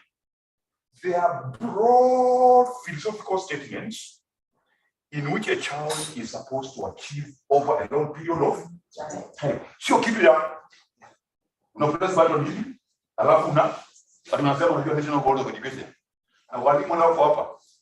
I want to tell you that when we talk about national goals of education, most of us just memorize them when we're going for interviews. We have not memorized them. Ni kweli hiyo? Yes, hata ukiuliza na ngapi hawajui ni ngapi. They only know them that time they're going for interview. But then what I say about national goals of education, before 202, they were 6. After 202, we found them. Ndio hii maneno ya ukimwi ilikuwa imeanza kuja kama shida kubwa sana. Na kulikuwa kumekuja kitu kingine the certification, maneno ya desert. So in our wise mind that time tukaona tuongeze nyingine ya tuongeze moja ya good health and environmental protection. Now ndio sustainable development inakuja. Ukiangalia national values, utaenda pale juu kwa zile values nimesema pale juu. These national goals, you will find those words nimeweka hapo ziko kwa ile document nyingine pale juu. What are we doing? We make sure that we are matching with the constitution. Mtu anasema we are wasting time. I have seen that these people just memorize them when you go for interviews. At time I was going for interviews in TFE when I was still young. When I go for the Kauli's out maswali. How many national goals do we have? 7. Mentioned 4 of them. And I mentioned, you have mentioned a goal like number, international consciousness, and you are coming as a senior lecturer for mathematics. I ask you, how does mathematics promote international consciousness? Unaangalia mtu anapotea kabisa. You can't relate the goal with your subject. That is what one area which I found very challenging for many. In other words, sisi walimu, hizo goals, hizo national goals na pale kwa kitabu kwanza. Lakini tunaangalia wale tunaenda, and yet they're supposed to be part and parcel of us. National goals of education. For how many years? From PP1 up to university is when we say we have produced this holistic person called a kingdom. So where are they derived from? The values of the constitution up there. We are protected by the constitution. Competence-based curriculum. What is the competence? We took so much time trying to agree what the competence is, but I think depending on where you are, you can look for the meaning of competence. But my operational definition is the one below there. Ability to do what? An activity efficiently and successfully. So you are drivers. When you are driving efficiently, you keep on looking at where the clutch is. You keep on looking at where the brake is. Now get a gear, you keep on looking which side you are good. You get a driving school. You are efficient. So competencies are, to me, that's the very, very simple meaning.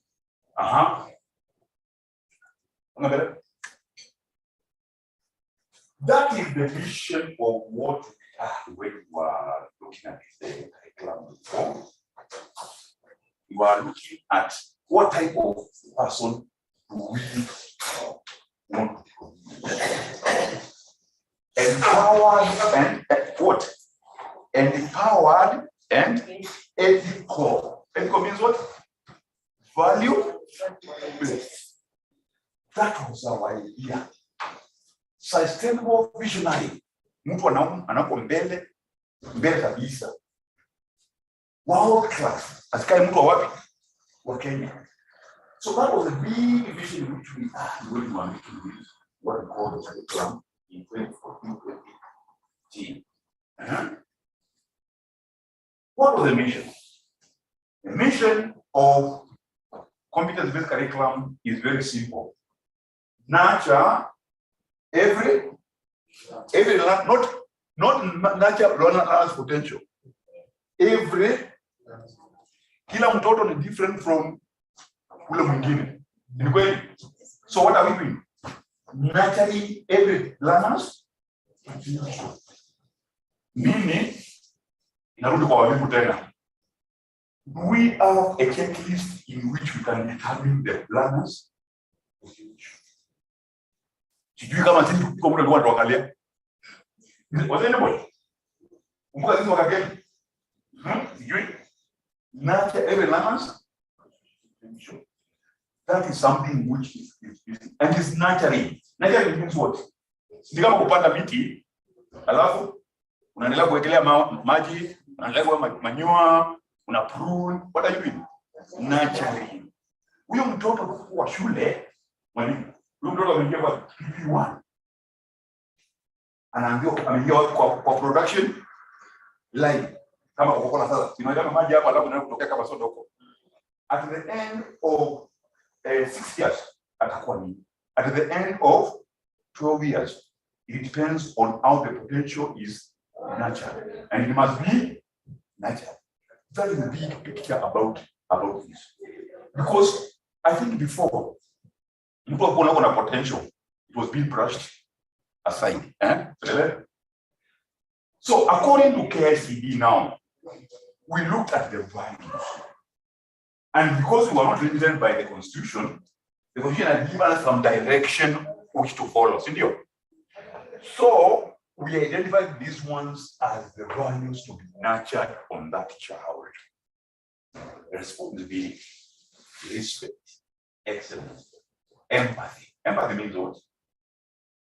Empathy means what? You put yourself in somebody's, is it the same as sympathy? They are very different. One time I was in a school, I want to mention the way in Nairobi, and I was idea viewed from a different perspective. These things have no definition. They are what we call in language of psychology concepts. A concept is what? An idea. A big idea.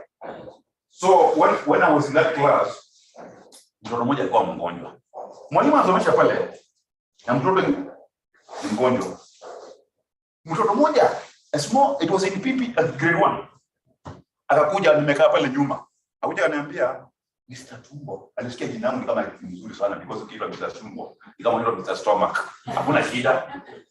Bro huyu ananiambia so and so is not feeling well. What is that? How busy? How? Mwalimu ananiambia so and so is not feeling right. In these values, where was this child?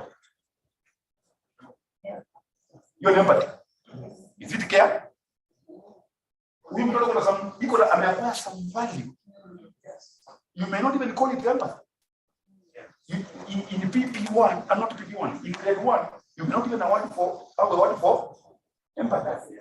But what action this child is doing tells who mtoto amepata kitu kidogo hiyo siku amekaa kwa shule.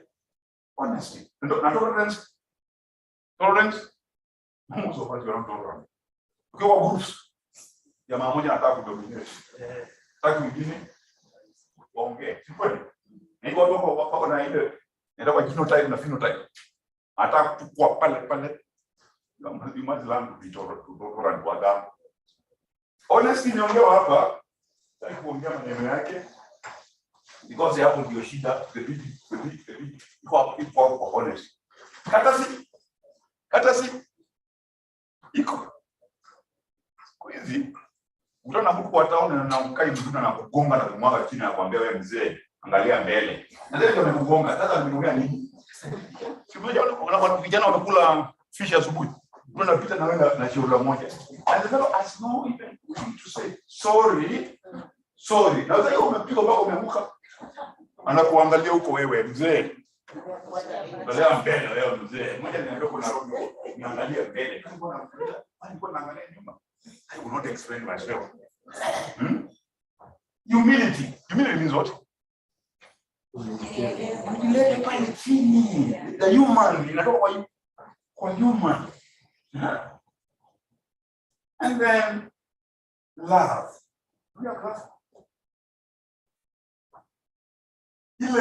I fear talking about respect. When you look at what is the TV, do you feel cold like me? Opening TV with my kids. Ile mambo inaongewa nasikia goose pimples kwa baridi. Have you ever felt goose pimples kwa baridi? Unasikia unaona za hii ni kitu gani hizi? Does this person have kids at home? Huyu ndio kuna wajukuu wake anaongea hivi. Your respect kata ni kama siku hizi imekuja. And then the gentleman from Mzee Commission in Nairobi, your directorate here, is of it must be checked. Because now we are telling these kids do this, and what are they saying?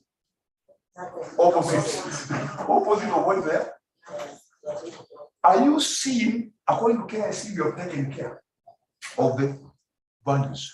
Even added one or two other which were not there.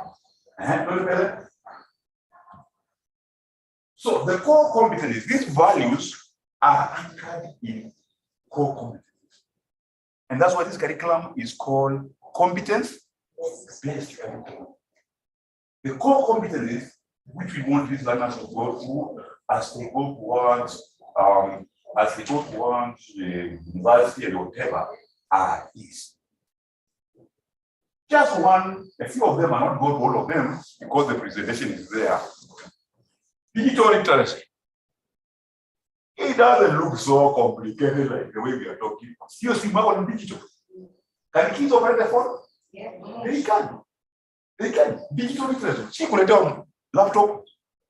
Kabambe kashilingi 850 is now digital literacy because the person in the room is literacy. Ni kweli.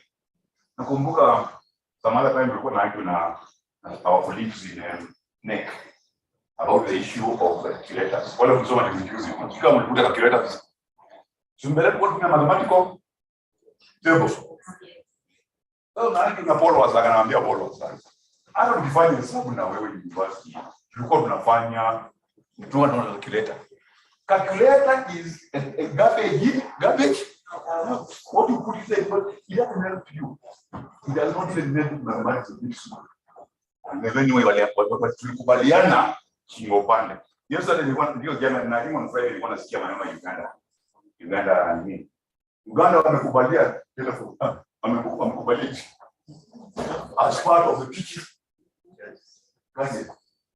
We are running away from reality which we are going to accept. Tupende? Because these things are there and they are there in reality. The only thing is that being used for other things we cannot explain. Because when we read what we have been reading in the last 1 month, the newspaper has been very scary. Digital literacy. Learning to learn. Learning to learn. That drive which makes you continue learning. That drive, that interest which makes you continue learning. Do we have learning to learn in a system? Kumbuka university. Ukimaliza unit moja, tumefanya semester. Unaitupa in the background hata ukumbuke what you did in the first year. Ukiambiwa ndadia you failed that unit in the first year, you want to attitude. What? Me? I know which unit. You can't even remember the name of the unit because you have no learning to learn. That interest. Wala mko na watoto wadogo. Wana wengine hao mkumbuka kama taifa.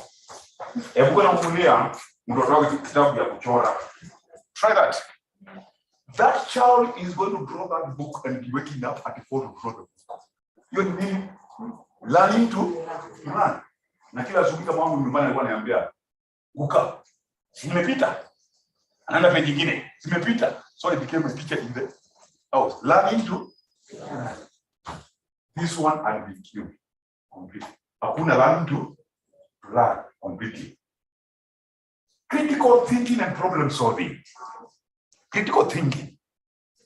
In our curriculum, there was a lot of this critical thinking.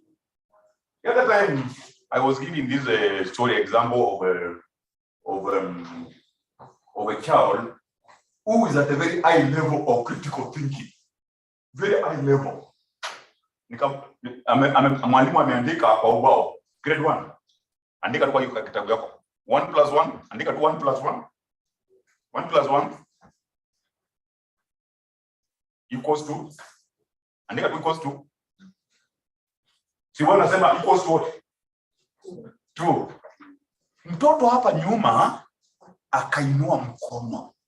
Akaambia mwalimu, I think you are right.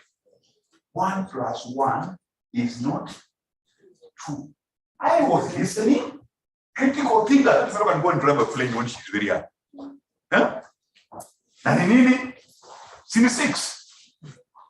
Atini 6. Mwalimu amekuwa flabbergasted. 1 + 1 iwe 6. Mwalimu, sumuita wa mbele aeleze uone creativity in the in the mind. Do you know when that child came in front? That child surprised him. Alihesabu. Unajua ametoka kwa hesabu miti. Nakumbuka zile miti tunatumia physical resources. Ametoka kwa hesabu zile miti. Akaambia si one ya miti moja. Na plus ni miti ngapi? Na plus zingine? Na hizo miti zingine ziko pande yote. Hesabu ni ngapi? 6. What is wrong with that one? Critical thinkers. Those are the type of people we have been killing in the class. Kabisa tunaoa kabisa.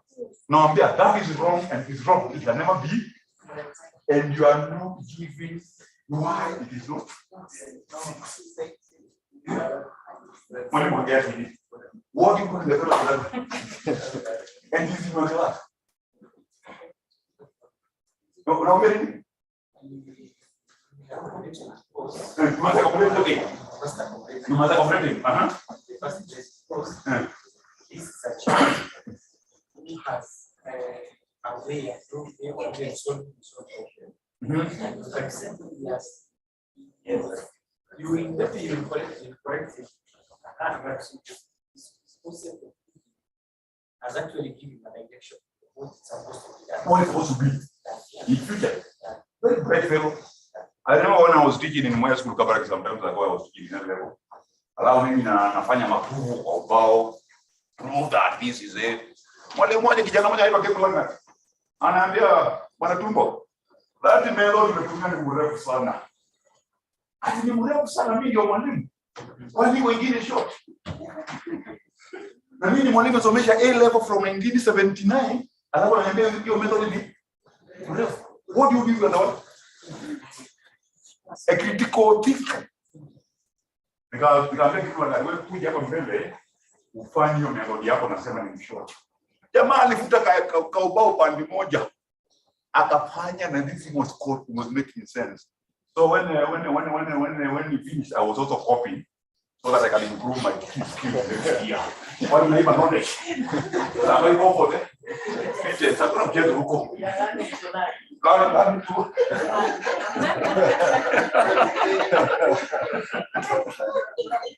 You get what I'm trying to say. Learning to accept. Sometimes we don't even accept. Not come as parents. Tunakuwa so fixed in us. We think I think all silos. Even that it must be correct. Who say it must be correct? We are killing creativity and problem solving. Key. So KICD brought this competency, and they are the ones which are supposed to be developed. Remember, it's a concept. It's not something you see now. I'm giving you examples, and I'm giving you examples. Those examples will tell you wanafunzi wewe ni mzuri kwa kufikiria sana. Na kila siku alikwambia akiniambia kila siku nafanya the wrong way. Na akiniambia kila siku the method I'm using are too long. What do I do? This way when you can become a 1990 class. You must find a way of also sustaining in class and not choosing no out of class. Because as we said, mwalimu ameshindwa huyu hakuna kitu anaelewa. Hiyo sikubali nikiwa nini. I was a critical thinker and I was having that competence called learning to learn. In my teaching career, I learned a lot from learners. These are the core competencies. There are 7 of them. There's those run across the grade system up to university. I could give you a look like equal right up like in that. Now these competencies are supposed to be developed upwards from pre-primary, lower primary, upper primary, lower secondary, and then the next level then we call upper secondary, which are very ministerial. How they do it by I don't know which year they do it. These competencies are supposed to be developed up to that point called tertiary. Question I ask myself as I walk here. Universities, are they ready? Do they know? Secondary schools, are they ready? Do they know? Do they know? I don't know. So when you carry another study, and I was secondary, Ona maajabu hujaona tena. Na ukitaka kuwa mkali kidogo, enda university huko. Ndio utaona darkness. Wanasema hizi vitu ni za huko. Ni za huko chini. Kichao chini kabisa. Sasa, gentleman from Kuwait, convince those people that these things are useful to them. You know, they must have a change of mind. What we call a paradigm shift. They must change.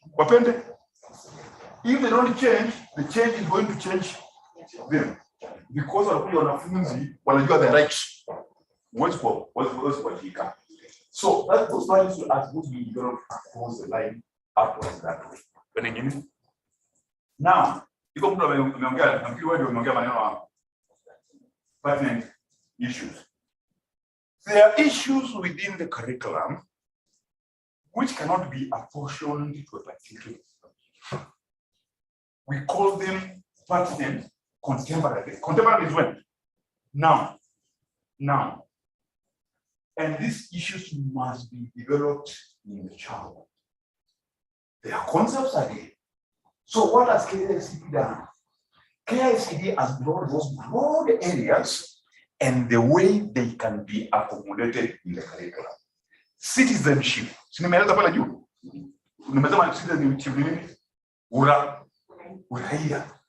How do you tell a child management citizenship? Nimekuambia pale how to go about it. Mwalimu amekuwa guided completely how to go about it. Which one are we talking about, which is very tricky? Sustainable development. What did KICD do?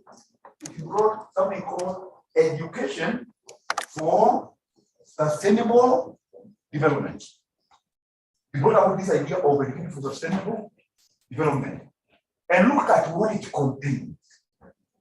It contains very pertinent issues: environmental, education, disaster risk reduction. You remember the case of Garissa University? What happened there? Those people in their mind, they were not prepared for what? They never knew even what to do. So we were not prepared for disaster. Tukasema wanafunzi wafundishwe vitu. You think financial literacy is important? With your child? Yes. Is it very important? Yes. Now, where do you put it? You put mathematics? No. Kids must have a culture of saving, using money in the right way at a very early age. I have seen some small banks which are sold somewhere in the corner, where they put their money in the account at the end of it. Financial, and it is basic financial literacy. Countering terrorism. Here we live in Kenya, we can't run away from it because of the globe. These fellows are everywhere. They can even be your daughters. No. Now they give a cup. What do we do? We are not being given. There is nowhere where we have been prepared. Kumesema KICD, tumeweka everything package. Health education. Biggest problems with the commission mzima, alcohol and drug abuse. What is the commission mzima? The drugs peke yake. What is it?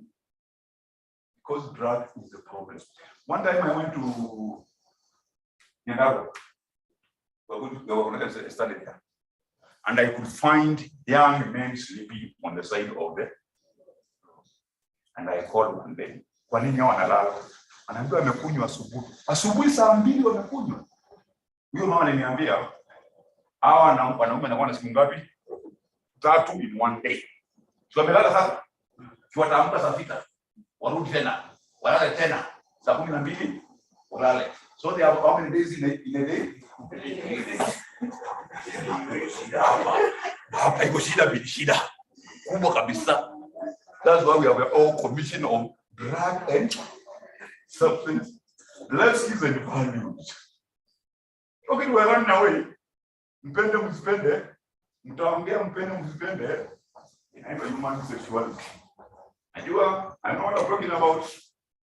Human sexuality. Hatutaki kuongea. Tuongea lakini mtaongea tu. Mpende msipende. Because it's reality and it cannot be changed. These boys of yours, these girls of yours are changing. So this one we are calling them pertinent in the contemporary issues.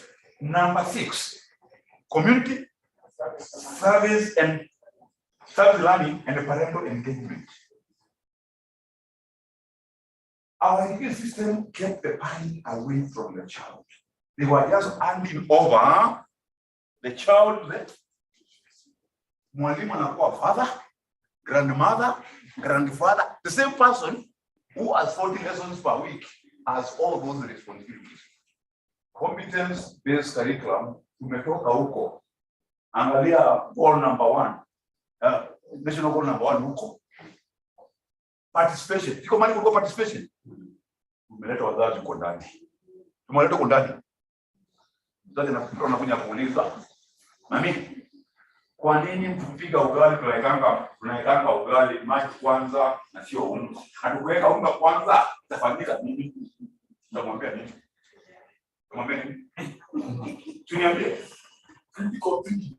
Tayari wewe una critical thinking. Ndio una critical thinking. Tutamwambia nini? Ukiweka unga kwanza itakaangwa. Sasa itakuwa ugali. Mwaga itakuwa imeshakuwa. Lakini sasa ongeza maji. Ndio ongeza maji. Ongeza maji itakuwa ugali. Umeweka unga, sema umeweka unga kwanza. No, the child is looking why. Those are the questions which we never asked. Kwa shule ungeni kuuliza mwalimu inakuwa ruta. Why are we doing? There are so many things kids we have gone through. I'll call it torture. We have been tortured in class. And I think the biggest torture in class are mathematicians. Pi is 24/7. From where? I have said pi is 24/7. Now what are they? What are they? I can't even ask. That's final. And you know the problem.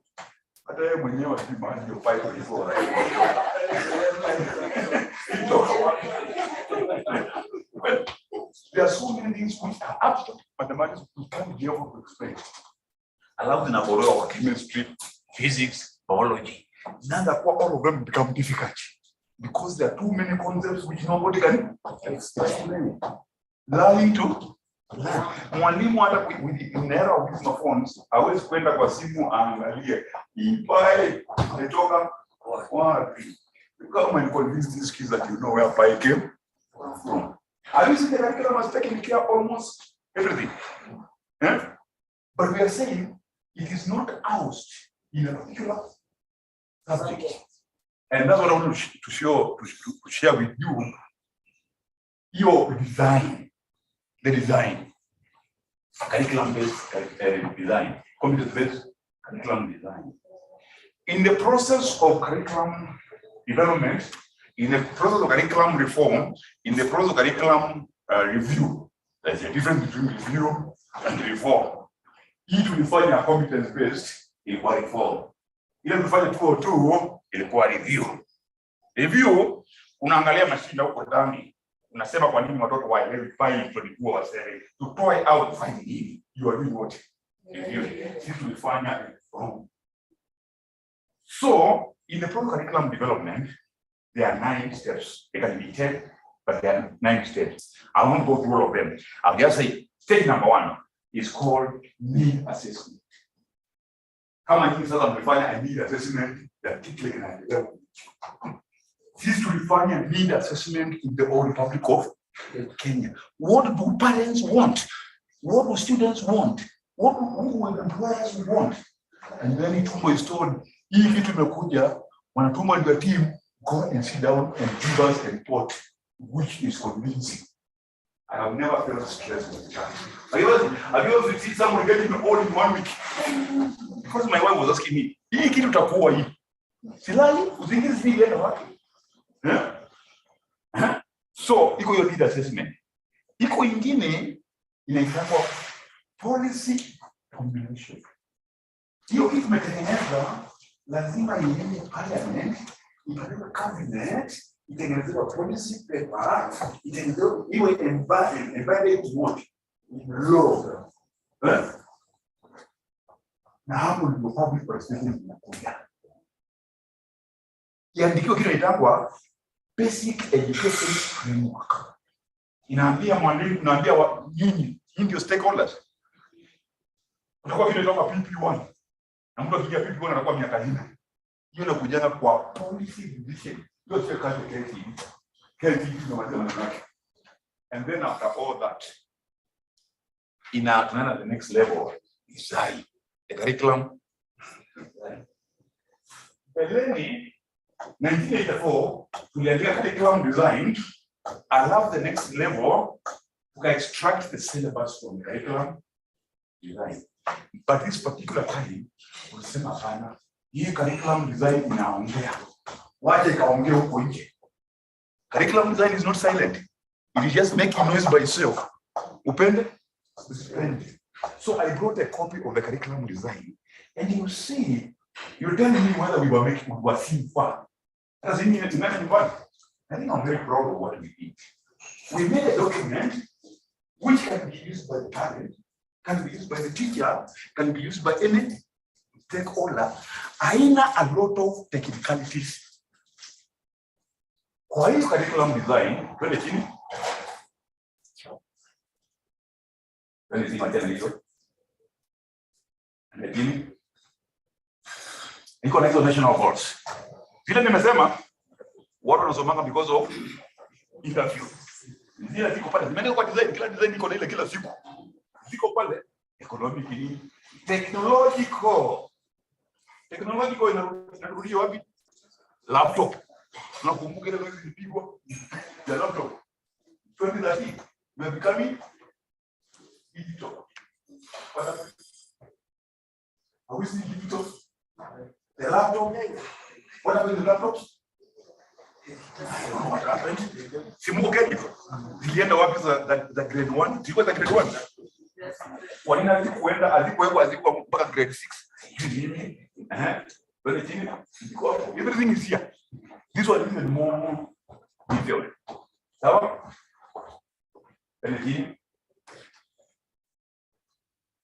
I want to look at the design and you see, okay, look here. You have to general learning outcomes. In curriculum development, each level has its own outcomes, which are derived from the national goals of education. You have that level called early childhood, you have another one called primary, you have another one called upper primary, you have secondary, you have tertiary, university we don't touch, because our act prohibits us from there. Our act says basic education. And a very big limitation. Basic education. KICD can only go up to basic education. Kwa hiyo hizo za hiyo level ya early childhood. Kwenda kwa hiyo design ndani dogo nione kile nilikuwa nataka kusema. Hiyo ni mathematics. Tuangalie mathematics zile zingine. Enda chini. Kwa hiyo mathematics, sasa tuangalia hapa. Ukiangalia hiyo design, it is very clear. In PP1, I am going to teach something called numbers. What am I going to teach or develop? Number concept. What is 2? What is 2? It's the concept. It must be a mathematical I create what? But what we did with the design that is really very important in pale umeandikwa suggested learning experiences. In fact, it tells you where the values are. The values are here. Nakwambia learners in pairs or groups to correct different type of safe, and we are saying safe objects. In what? In pairs, and there must be pairs or in groups. What are we saying? There must be communication, there must be collaboration. these values are there. Na waambie the communication. Wanasema tunachukua kwa nini? Wanaulizana maswali. Ziko hapo. These values, this experience here help the teacher to interpret what to go and teach. Learners in groups or pairs to collect and sort litter in the environment. Collect and sort litter. Like now we have plastic. Well, they can be that's all. Yeah, that's all. I've seen people putting plastics. You collect litter. You can even make it a money business. And then what we did, which was missing in the document, we brought in something called key inquiry question. How do you inquire the information from the learner? The key inquiry questions are based on 6 W's and 1 H. What, where, which, when. In order of difference. What is your name? That is not critical thinking. You either know or you don't know. And you, okay. What? Where? When? Why? Why Bishop? Which? Who? Or whom? And then why? And how? Why is the highest level? And that is what we are refusing to do in the other system. When wanasomesha na wazazi you keep to us, lazima ungoje maswali yako na why. Upende, usipende. Na utaanza. Ndio nataka kusema ndani ya juu. Hiyo ni mbaya sana hiyo. Key inquiry questions. Na ziko very high-pitched. How is what? A process is a process. In mathematics, it's like una work out in a process. Key inquiry question. And we're not saying it is the only one. We are calling them key. They can be others, but we are avoiding the ones which are low order. Now, in that design, two corner competencies to be developed in learning. Not all of them. Not all of them. It depends on the topic. Tunakuambia hapo, ziko hapo. Angalia hapo chini, tumekupea nini? Tumekupea link to which value? Which value do you develop? Tunaambia mwalimu arudi pale kwa ile nini, develop his responsibility unit. And that you don't, they keep on changing depending on the topic. And that topic nyingine, tayari tu. And hapo chini, bado hizo, and that Ini hapo na sasa imeongezeka. It depends on the topic. We are not telling you teach all the values together. They switch the topic. We are telling the values horizontally and vertically, but not giving them names. Names will come automatically, because these ones are concepts in the mind which must be developed. And we even tell you where they link. We even tell you where they link. This is called a curriculum design. So, we're going to find a kazi nyingi sana. Nimelink hizo national wise goals hapa. Nimetelea niko hapa. Na iko maneno ya community service. Tunataka wanafunzi wa extend learning outside the kila maneno kuweka boundary ati wale ni kwa ya stima. These fellows are living in that community and they are going to live in that community forever and ever. So that we don't want to chase away the parents, we want to bring them in. By the way, let me ask you a question. Your parents, you meza shule kuuliza mwanafunzi wangu anafanyaje au mnawapelekeanga shopping? Chapati is part of the living values.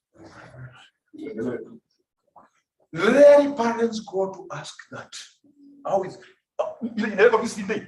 Never Saturday. Unaenda kwa Emma unakula. he may not even ask his child, how are you doing? Mwalimu wako ni nani tuongee na community. We want the community to be part and parcel of the community participation. And something called parental what? Wakati yetu iko hapo. Hii kutoka form 1 mpaka form 6. My father, my mother never took us where. Hata ningepotelea kwa Nairobi huko. Na nilikuwa nasoma hapa Nairobi CS school. Mahali ya banki huko. And I came out of it. Meaning I had some value somewhere inside myself. Actually, schools are developed, but the parents feel it's such a waste of time. This is not what I came to do. Because normally when they go for visiting, they say, you see the teacher, the class teacher or the subject teacher, discuss, then you go and visit your children. But when you look at it and it's like a waste of time for the parents, that's what they feel. Yes, I do have for this. Yeah, can you hurry up?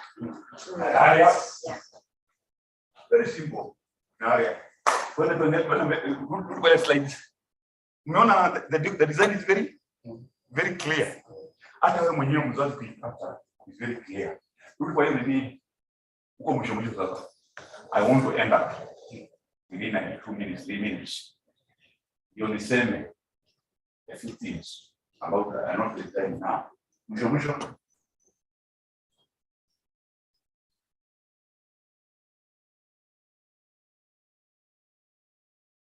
In all this, kazi ya mwalimu ni kubwa. Wakati nilikuja kwa shule yako nilikuja kwa kazi ya mwalimu na kazi ya mzazi. Do you know many schools don't tell parents their role? Iko hapo kwa hiyo document yangu. Wewe hili tu dogo. What according to me? What is the way forward? What walimu wanafanya ni way forward. Mimi nakana way forward yangu, a very objective way of looking at it. There is need to capacity build teachers and BOM members and teachers to incorporate the values in teaching. Capacity build. Who will do it? Who will do it? The body called Teacher Service Commission. Who is it from Teacher Service Commission? Wako na bajeti kubwa sana ya capacity. Ukiongea na bodi, the body. Because if the capacity build the teacher and the BOM, when they go for parent meeting, they will be able to talk about. Can you talk about what you don't know? Yeah. So they must be capacity build. Then the BOM and the teacher in meetings, they should sensitize who? They should sensitize them. I'm not telling them teach them, just sensitize them. That's why I was called their school. I was called, and I've been called to mean. In fact, they ask me, you mean all these things are there in the education system? And the teacher should also sensitize the learners during those forums like assemblies. You take 2 minutes, 3 minutes to talk about values. Then you will kill people. And then there should be provision of curriculum support materials. Nyinyi ndio mtakuja huko. Mtengeneze curriculum support materials. Tuache textbook.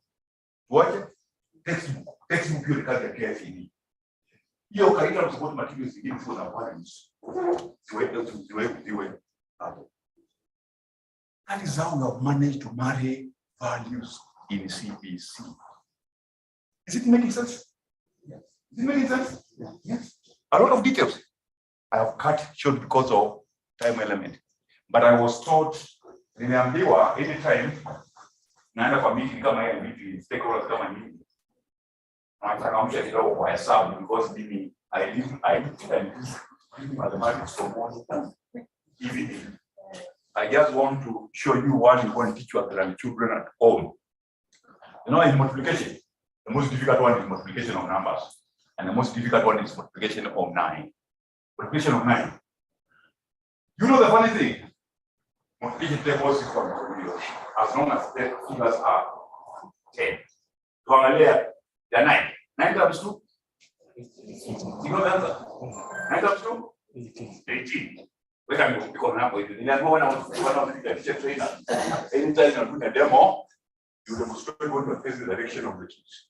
Because a man want to do andika 3, mwalimu atuambia andika 3. Ndio kwa andika 3, andika hiyo hiyo. Unakanyagwa kichwa. Nani alikwambia 3? Imekaa mbele amekuambia andika 3. Nikaambiwa ni kama demo niangalie direction. So 9 times 2. You know the thing. Let me 9. Niende kwa 2. From your right, from your right, your left. From your left, which is your left. And you are not equal. From your left. Count 1, 2. Fold the second finger. Fold the second finger in the final. How many fingers are to the right of the fold one? How many fingers are to the left of the fold one? 1, 8. That's the answer. 9 times 3. 1, 2, 3. 1, 2, 3. How many fingers are to the right of the fold one? 7. Yeah. How many fingers are to the left of the fold one? 2. 27.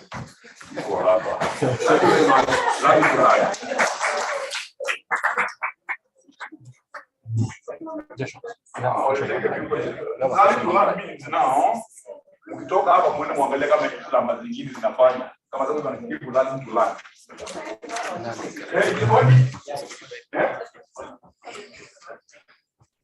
That's not what it's done. Okay, thank you. We didn't enjoy his presentation. Please. Take a few comments. So there'll be questions, comments, and then from the online and all that. Where can explain my friend from KSC and also yes, me, my friend from PSC. You all are brothers and sisters. We come from the same mother. So maybe I'm also the person who has answered. So maybe Mr. Tumbo, before you sit, we can welcome participants who are here physically to make, you can see there's still the simulation for you. Yes, learning to learn. Yes, and that's CBC. Yeah. Okay. So are there questions, comments? Maybe let's go in no order of priority. Well, let's start with the parents. Okay, putting you on the spot. No, I think it should be a question. Yes. Yeah, small one.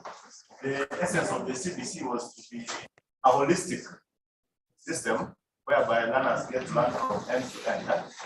So then, how do we do it without drawing the parents to the deep end? For example, and that's one of the reasons why initially CBC was proposed before it was accepted. For example, the wire questions. Hiyo ni hata umeuliza hapa, mbona ukipika ugali mtu atakuuliza, mbona ukipika ugali huwezi weka unga kwanza ndio uweke maji. So then as a parent, let me talk from my point of view as a parent, how then do you handle this? Because you cannot know all those things. Most of them actually we don't know. You can bear me witness. Watoto wanakutana na very complex things. How then do you handle this? Umesema mzazi tangia anajua kila kitu without telling mtoto hii sijui, so that he has lost confidence in you. Kisha atakataa kuuliza another question. How as parents, how can we, I know you're talking about parental engagement and empowerment. Maybe you can talk a little bit more about it. How do we handle such situations without losing the confidence of the child? You're lucky. Just one answer very quickly. I think you don't pick that one because it is I know it is a pertinent question. Okay. You are lucky. We are in the digital. Wacha nikatafute answer. Na usijaribu wacha nikatafute answer. How long you take does not matter. Eventually umpe nini? Answer. Moment unampea answer and develop confidence na wewe. Na kumdanganya na discover haujui. Anasema kazi hii. Ana lose confidence. Don't ever cheat your. Tafuta mtu kama mimi nipigie simu nitakupa namba yangu ya simu. Niulize swali, alafu ukiuliza swali nitasema nini, nitakupea ya kuongea ndio muwe na communication. Unaanza pale ndio communication. Internet is solution yenu. Ndio. Yeah. Okay. So there's a question from Nakuru, and I'll read from Cornelius Ogor. that what is the role of the community in harnessing the national values, and that is complementing the school curriculum. What is the role of the community in harnessing the national values? What is clarifying is that is complementing the school curriculum. The right word is complementing, not even supplementing. Yeah. What we're trying to say here is the community is also supposed to be versed in the national values. If they are versed in the national values, your complement is very easy. But if they are not versed, then there's a problem. Where is the problem? They are talking what they don't know, and they're going to bring a lot of what we call misconceptions. And that's why I say in those meetings of parents, let the BOM chairman, the principal, talk about values, because that's what wanafanya nini wanaelewa. Because hizo values sio za shule, values in the community. Because these kids are going to go back to the community. They must complement by knowing what these values are. Mwambie aende kwa constitution 10.1, 10.2, aone these values, and that when document from KSCD itamsaidia. So I think to be fair to this session, we allow Mr. Tumbo to settle. Then we have our panel, and I think most of the questions will be clarified from there. But allow me at this juncture, and you can see we have very active online participants there from all over the country. Madam Sally Duka, you can come forward, and Timothy, you can help me. We arrange here. But,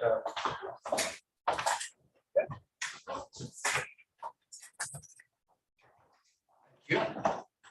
And then from the representative of the Service Commission, sorry, maybe your name is skipped my mind, but you will introduce yourself. So, and then the Directorate of National Values, and then the KICC, and then the representative of the Kenya School Heads Association. I think all the seats are enough. Ministry of Education. Yes. Let's ensure that we have enough seats. The Ministry of Education. Come here.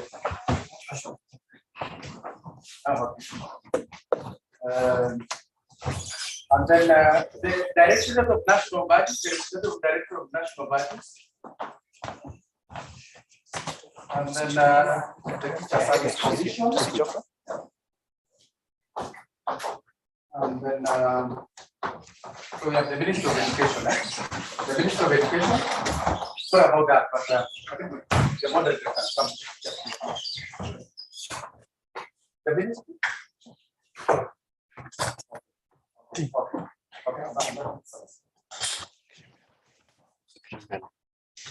I think since we have government representation, I think it would be fair to have also the parent representative in front. So this, I know we are not prepared you, but the ministry can have representation on this other side, but we have the parents come. So do please come in front. Get from the seat for the parent.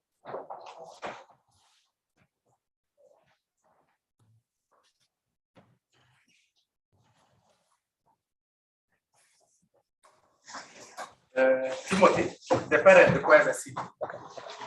Okay. So, allow me to introduce the moderator for this session, Madam Sally Duka, who will be taking us through this brief session. And I believe our online participants are following on the discussions here, and they should be able also to get the ongoing here. So, Madam. Thank you very much, Joshua. Good afternoon. Good afternoon. Yeah. Yes. Good afternoon, everybody.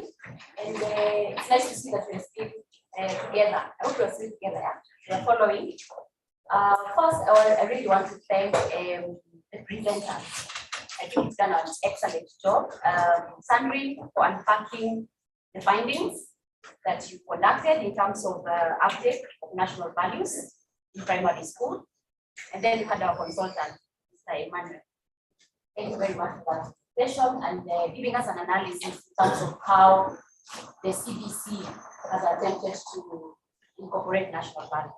I know we have many, many questions. And this panel, we want to get some perspectives. And also, hopefully, some of our questions that we have or what we may be thinking will be answered by our panelists. So my first question to panelists, as introduced by Joshua, what is your awareness level in terms of PRECO and other civil society organizations who come together to conduct awareness around issues of national values? I just want to hear your views. Are you aware of any such initiatives? And you could start from our gentleman from the Parent Association.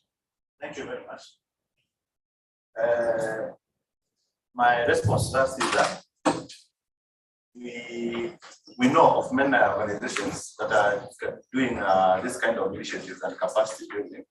Most of them are civil society, but previously we were not working with the CRECO, but there are many others that we are working with currently. So this for CRECO, this will be the advent of our working relationship, because we have not met before officially, and going forward maybe we may consider organizing a formal meeting between your team and our team so that we come up with a framework that we're going to work ahead on the areas of mutual interest. Yes. Thank you. I think the Director National Commission being the body that coordinates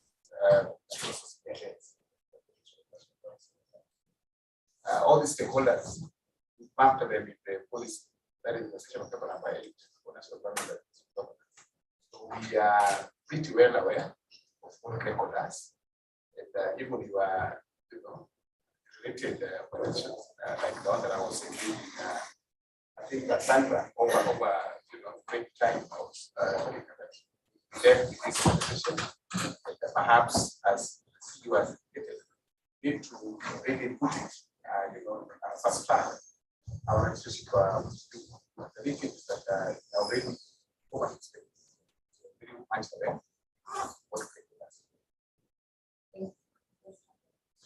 Very much for that. Coming in at the right time that we are implementing this. I'm aware of this because it is enshrined in our curriculum. I'm a teacher. I'm implementing the curriculum that we're talking about. And of course, being part and parcel of this from the start, I've been interviewed and taken through by the CRECO. So I'm a bona fide member of the national party.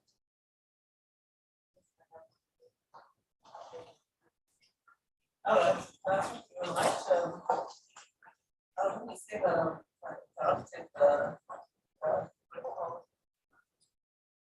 I asked therefore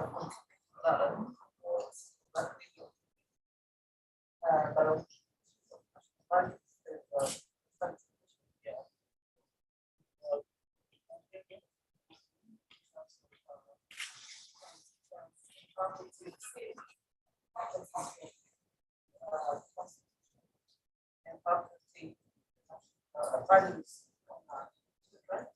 in terms of life and also current cities. You are also one of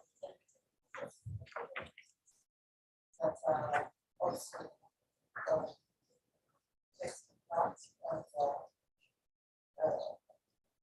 also the stages just on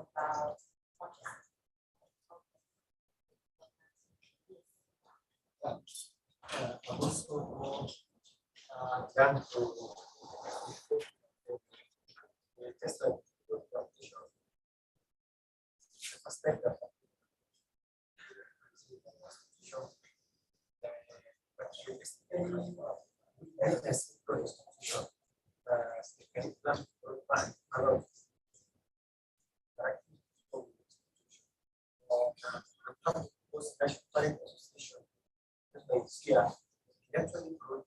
Together and support the values it's supposed to be done, it's supposed to be updated because of the values. Again, I'm happy because the directive is also for societies and governmental organization.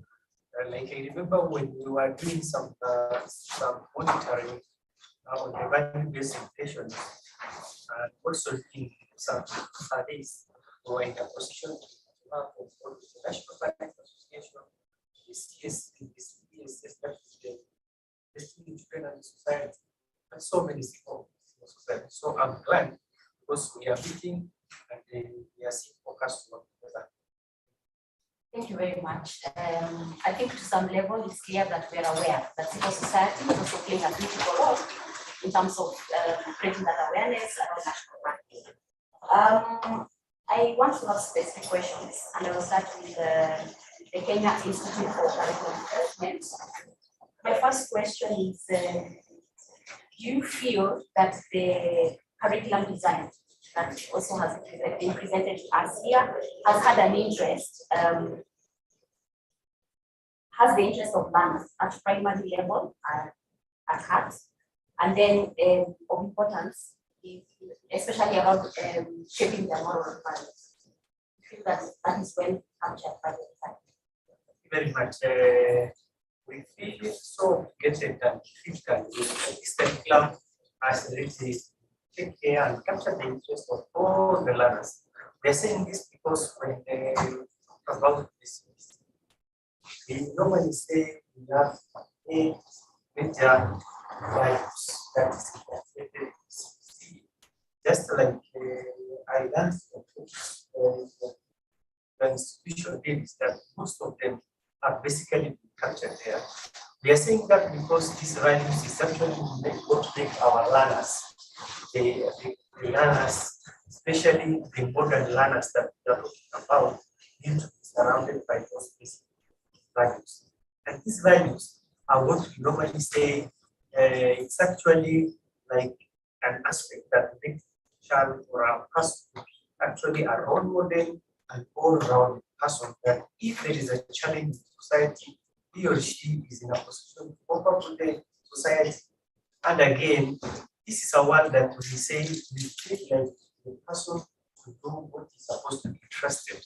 Like we know initially we talked about the modern, the formal education, the formal employment, that like what we are seeing around today is that maybe a child will go back home, he or she with master's or doctorate, and he cannot be in a position to do what he's supposed to do, or even he cannot even learn a living. But with our CDC, we understand that we are bringing up the issue of the interest of the learner. On the other hand, we also talk about the ability of a learner to do what he or she is expected. We again also say that this one make a learner to be actually self-independent in future. In other words, if it is as an aspect of electricity, if it is an aspect of, like we say normally, we have actually community service aspect, we have career technical subject, which we normally refer to as TS, be it the aspect of cooking, be it the aspect of all these skills will be taken care of.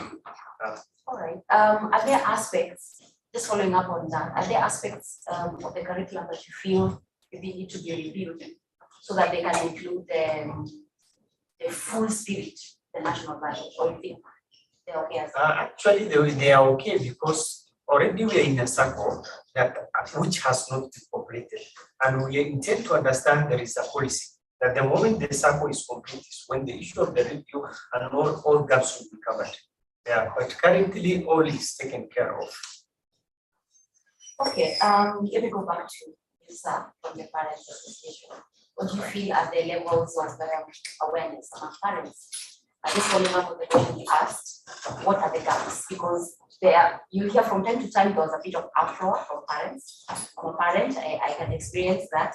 I can share experience. I'm a kid in class 3, and I've done so many of these projects. And I know, you need to invest time, in that. So, what is the gap? Because here the curriculum is good, but then where is the gap? Okay, there's a huge capacity gap. That one we have to appreciate. And as you would expect, parenting is increasingly becoming complex from time to time. The needs of children are changing from time to time.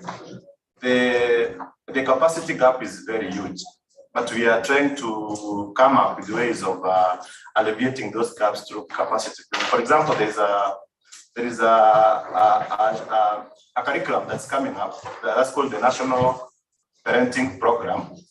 It's a holistic approach towards enhancing the skills of parents and the capacity for them to be able to know how to parent the modern child. So that one is being undertaken by the Ministry of Department of Social Protection and UNICEF. We have KICD on board, we have TSC, we have so many NGOs.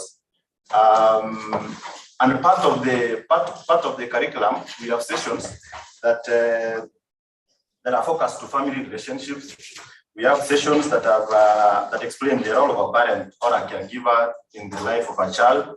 And then we have values and positive discipline. This goes hand in hand with what our specialist, Bonatumbo, was trying to explain here. But now, this one from the parents' point of view. Yeah, we agree there are those huge capacity gaps. We are trying to engage stakeholders that can give us support to the government so that we can also enhance the capacity of parents to be able to bring up their children. Thank you. Coming to the Ministry of Education, what ways can the ministry collaborate with other key partners in the education sector to ensure uptake and practice of these national values?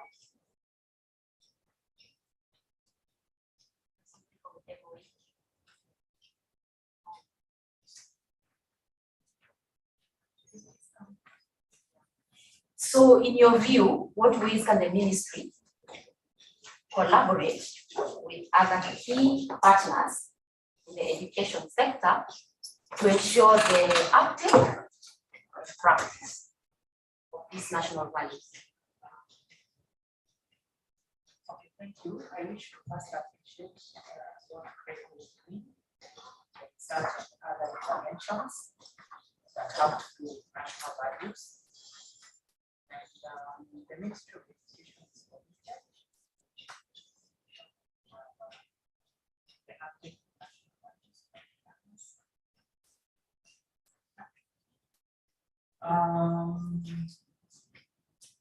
that notwithstanding, a lot of interventions have been done, efforts to ensure that.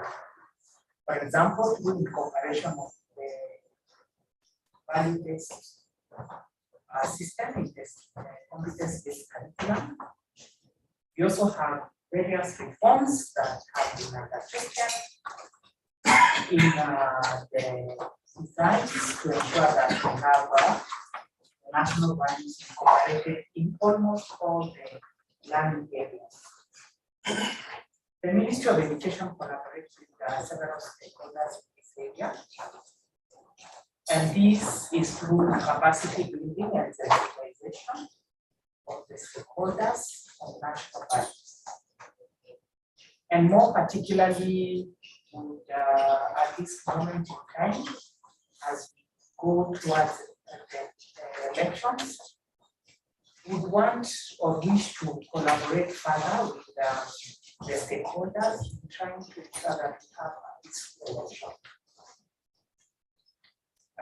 Fortunately, we have the National Values and Peace Education Project, with the Directorate of Policy, and we have several. We have made several strides that have to do not only the national values but also education. So, apart from capacity building and sensitization, we wish to focus on peaceful election at the moment.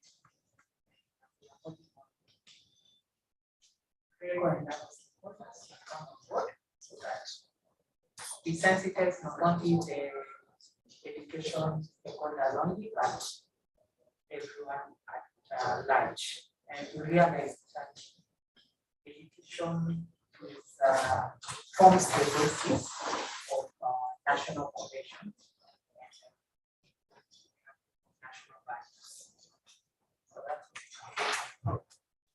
For this following up, collaborations, partnerships, we know some challenges can arise. Could you maybe tell us some two challenges or barriers that you've experienced as a ministry in terms of working in those kinds of collaborations? One of the barriers then that you can mention, we have a lot of work going on in our schools and amongst our stakeholders, but as a ministry, at times it doesn't get to us. So I would urge all the partners maybe to come to the ministry so that we walk the journey together. We avoid a lot of duplication. For example, you can have issues being handled in a particular school, maybe on sensitization of the parents or some aspect of national values by organization. Okay. Then CRECO will be doing the same that institution.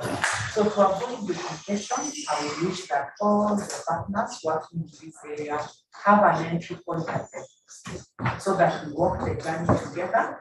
We are able to reach many other institutions other than having the duplication in that certain particular institution.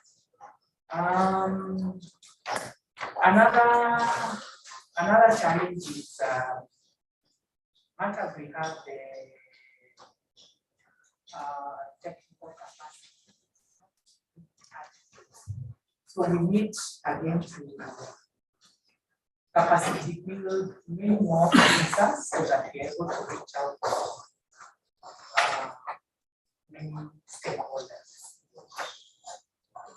And when it comes to the Kenya Institute of Curriculum Development, what would you say is the level of awareness among teachers? Because teachers have a huge role in imparting the national values and also implementing the curriculum education. So could you give us an assessment of levels of awareness?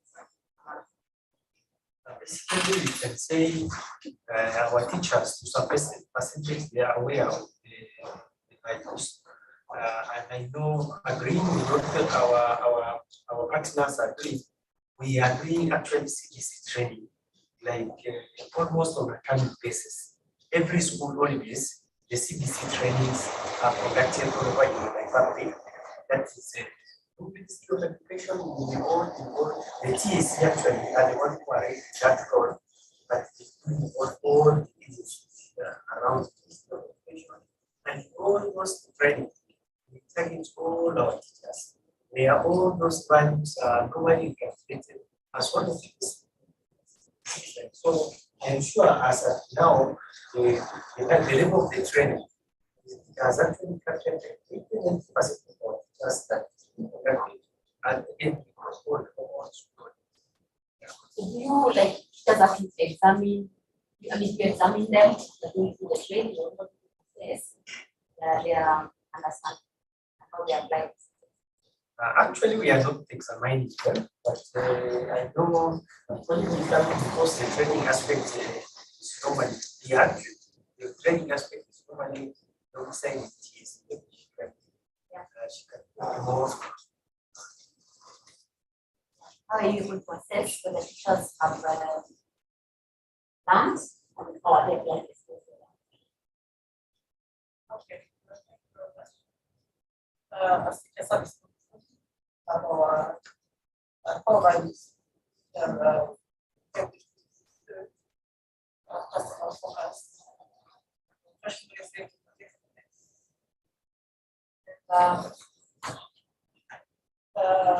training, particularly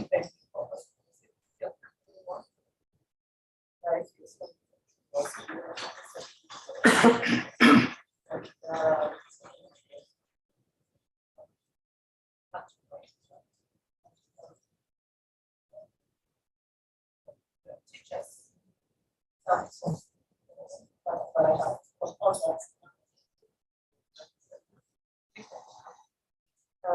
So far,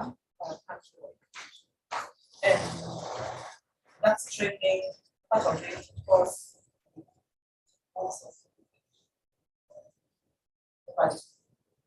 towards family.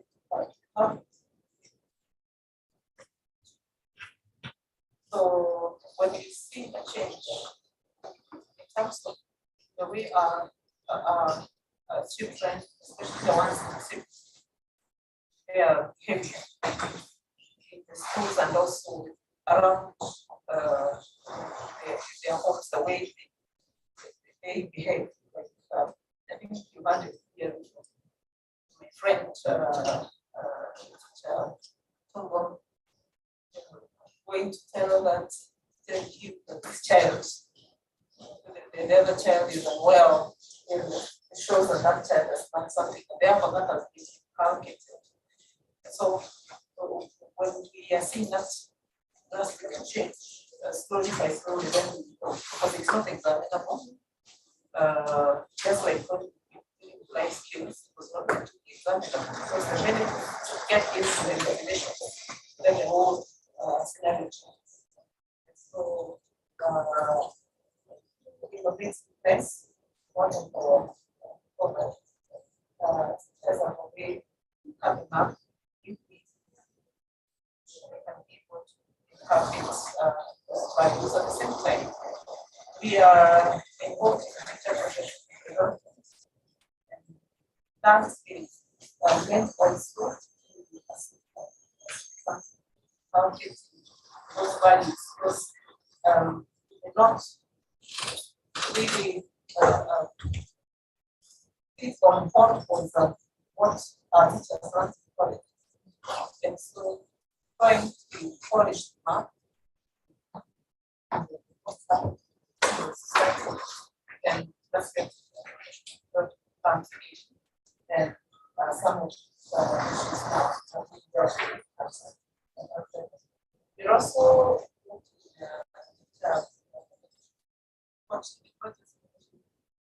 our non approach is also going to the arms.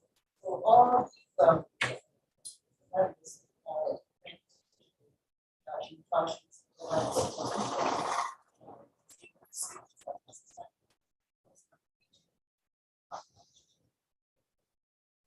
I'll ask you the same question I asked from MOE. We've had from the consultant, there are other areas in the curriculum that are there are other things that are students learn that are outside the curriculum.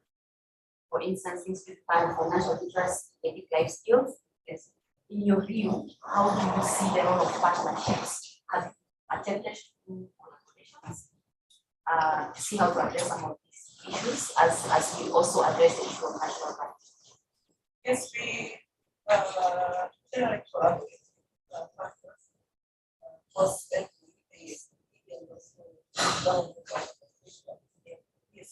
Because terms of public or running the values of same because we can't get along. Realize that many times it's just the auditors are they also they're almost direct. So when we are not collaborate with these other organizations, we grab that opportunity. But we are already careful about regulations for something. What does that instead of big plans on a Tuesday or a Wednesday, then we are more for some. Yeah. So we need to the rest of the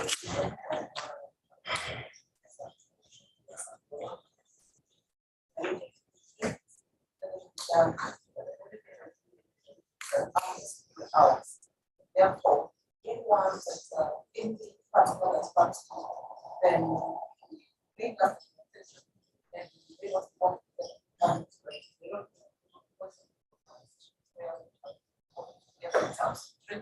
guidance, counseling, and all other areas, so that which help but so we are working together. But we feel framework that is great. Thank you for that. So teacher people ratio has always been an issue in this country. Could you share with us where are you in terms of addressing that? All right. Yes, that is an issue in this country. And this is brought about one is the issue of the budgets, because you cannot be able to, according to the budget that is given to the service commission. We also have the issue of 100% institution. That has also a strain. It is a good thing, but it is a strain. Anytime a school,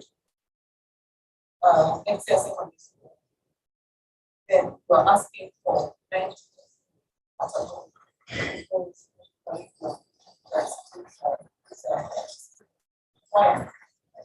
Finally, you are asking for rent. So when our MPs were very good and they want to put up a school under because there is a need or because they want to leave a legacy,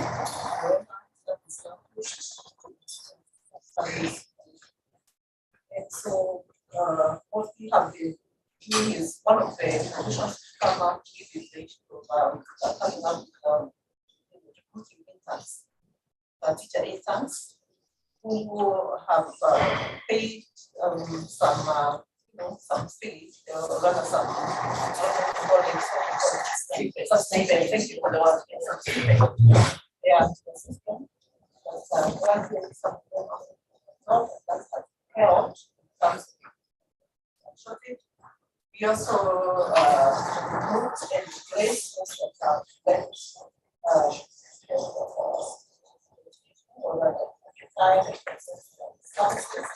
and we also target the schools where they have a shortage, they come together and for a way they can be able to take care of that shortage. And at the same time, the private sector also taking some private schools to assist. So the commission expressed, but of course, there's a need for the commission that has come up in terms of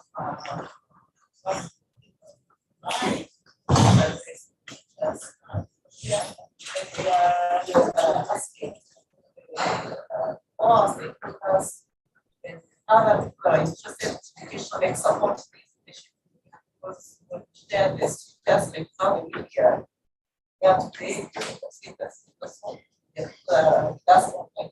So we are also that, and especially this demand foundation and many of our teachers were able to involve their learners virtually to other modes of online learning and somehow as we walk this journey we'll be able to somehow space to an extent. If all of us embrace it and also where there is issues of electricity, power, then we can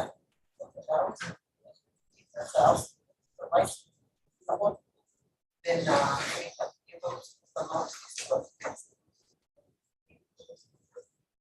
That's virtual learning. Was it a pilot and so something like alliance? Yes, it was a pilot. Yes, but that's fine.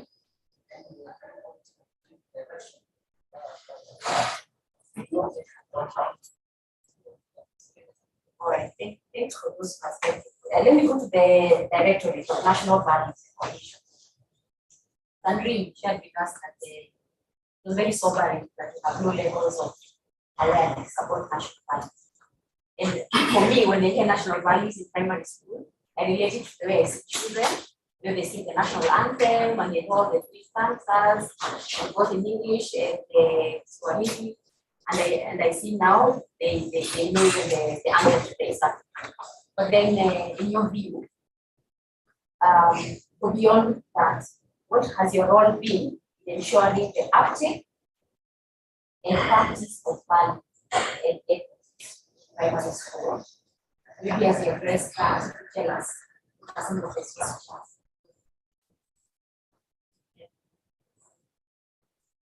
Thank you for that question.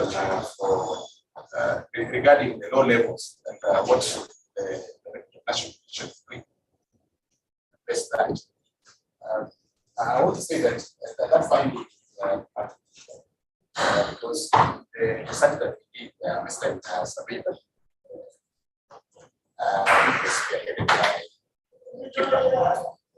also found out that because in the general populace, because our survey was a national perspective, our scope was national,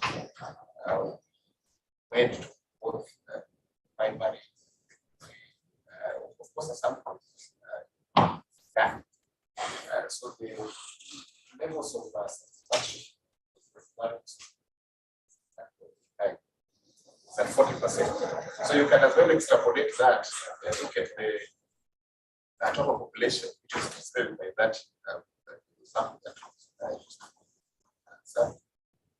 then the levels of knowledge was at 59%, which was the national values. So the same you can as well infer on this particular, particular category of population that so I agree, but we are making progress. I think that thought, which I can as well bring out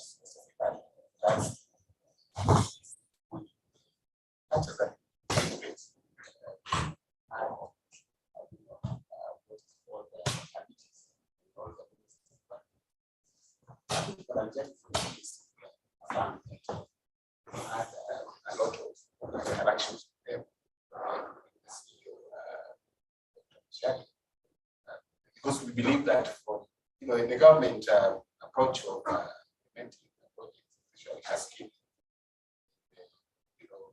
having committees each and every ministry department has given us a lot of plans.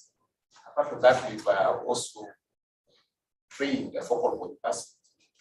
All the ministries, I think not all, but quite a large segment of ministry department and agencies have focal point persons. These are persons who are given intensive training on ways which they can use to promote national policy. Remember, ours is to coordinate the streaming, coordinate the CPI, and also spearhead the promotion of this national policy. So we appreciate the fact that, given the fact that you're based in Nairobi, you cannot be in a position to move to all those. So through TSC, we've always done that. I think Madam Jang will affirm that trained the county director for education. Now, what is remaining? I think it is a bit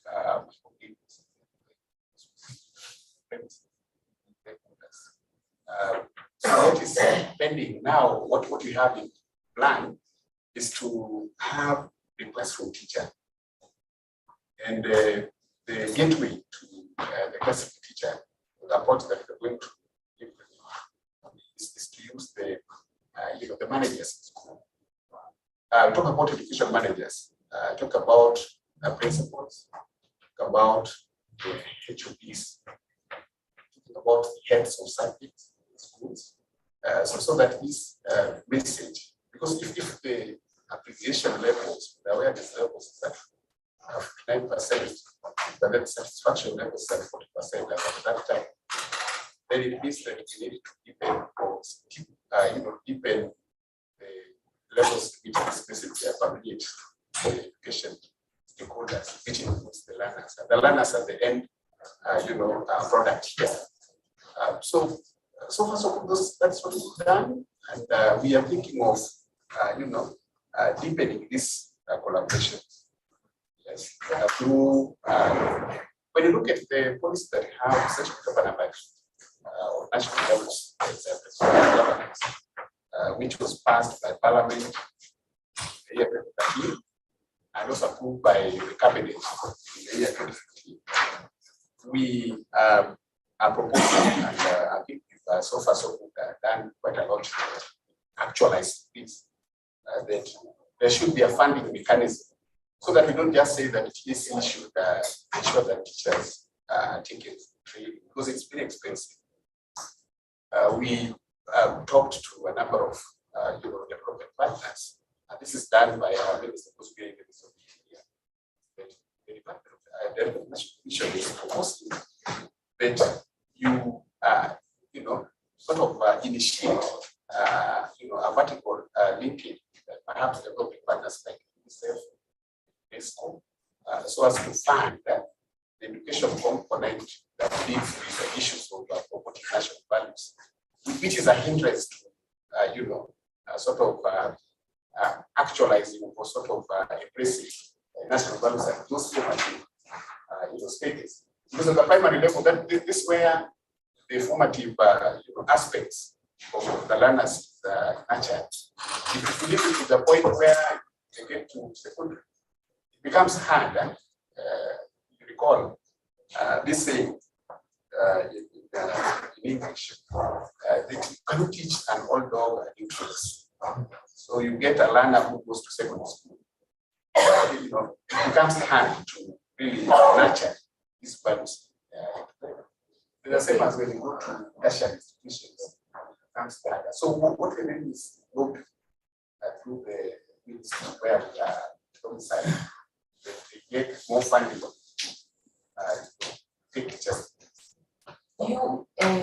Yeah, and also I had the director say he has already reached out and did some work for it, Greco and others, CSOs, to expand that. For sure. Yeah. Given the strategy, right, how the attempt you're using to make awareness, do you have a space where you meet the stakeholders to review? Has that been happening? Yes, we do have a very frequent, very regular. Every year we do have validation, the president's report, measures taken, progress achieved with the Ministry of National Service. So these forums, like this year we had it on 4th of March. All these stakeholders come, we give invitations. They come, we take them through the synopsis of the report, just like what Sandra was doing here, so that they can see the levels to which particular sectors in the Kenyan society have promoted national values. So through these forums, they get feedback from them. What are the impediments to their initiative?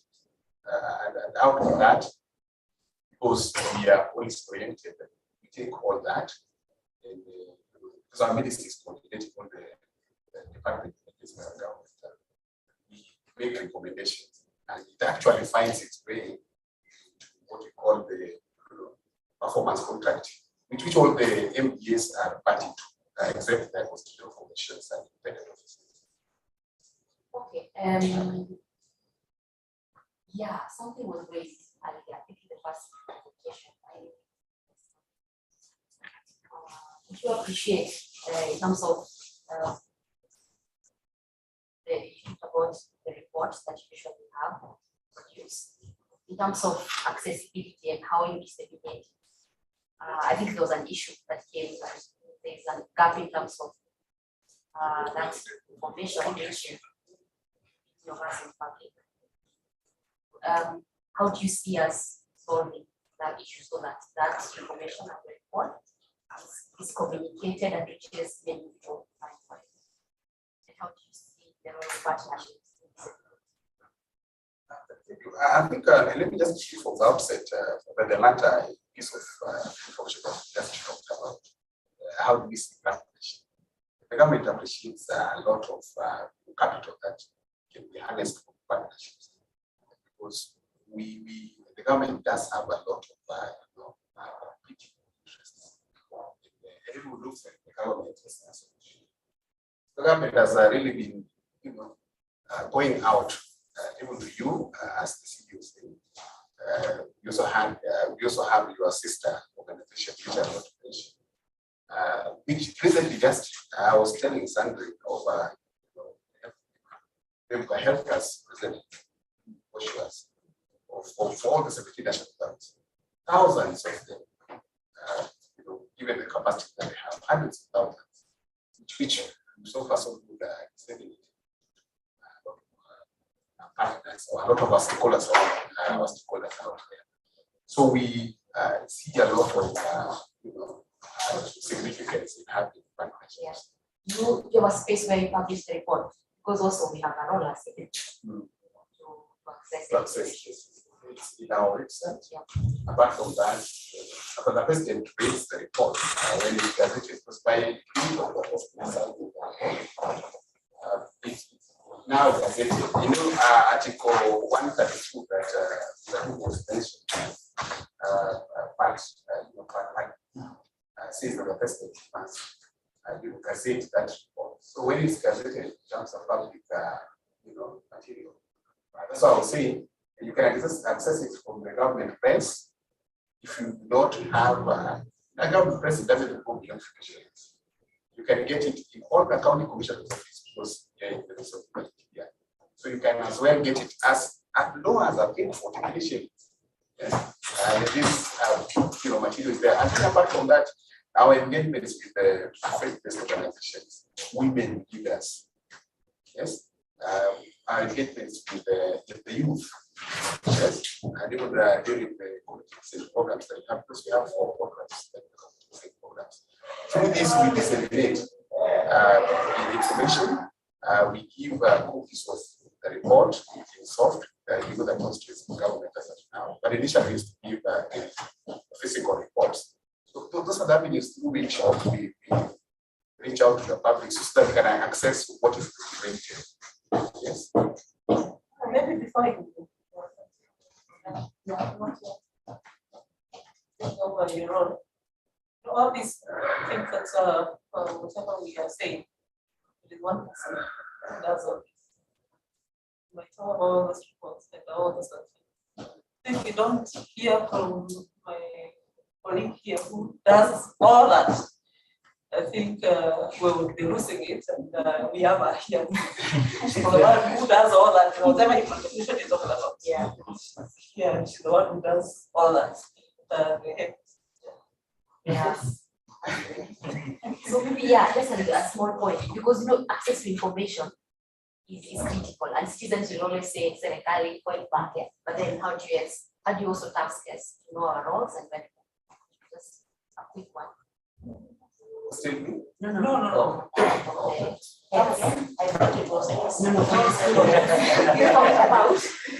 There's all these reports that the directorate produces.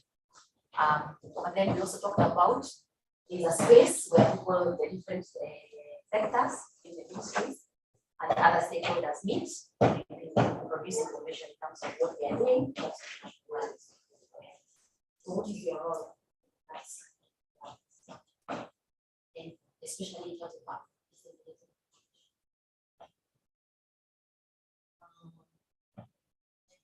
role, first of all, is to access the information and then have a plan on how I'm going to disseminate the access information to my area of jurisdiction. And of course, these are the parents, these are the teachers, and of course, the consumers of all this that we are doing, which are the children. And therefore, creation of awareness of where this information is matters about. The information may be there, but nobody knows how to get it, where to get it, when to get it, and even the plan of how to disseminate it down. That is the major problem. And therefore, I sincerely feel that when we give everything that we do, and especially now that there is this essence of the national values that are really impacting and we are supposed to embed them in our subject areas, there needs to be a multi-agency kind of an approach for all the like-minded people that are concerned about this, that we work together in unity. And of course, collaboration and communication is key point in everything that we do. Thank you for that. Another thing from you, from the School Association, you could tell us other challenges that you have experienced, maybe 2, in terms of creating that awareness around national values and inculcating people to practice. And what would you recommend in terms of how to solve this? Challenges are myriads. Challenges are myriads. And now that we are in the concept of piloting program, our first class is currently grade 6.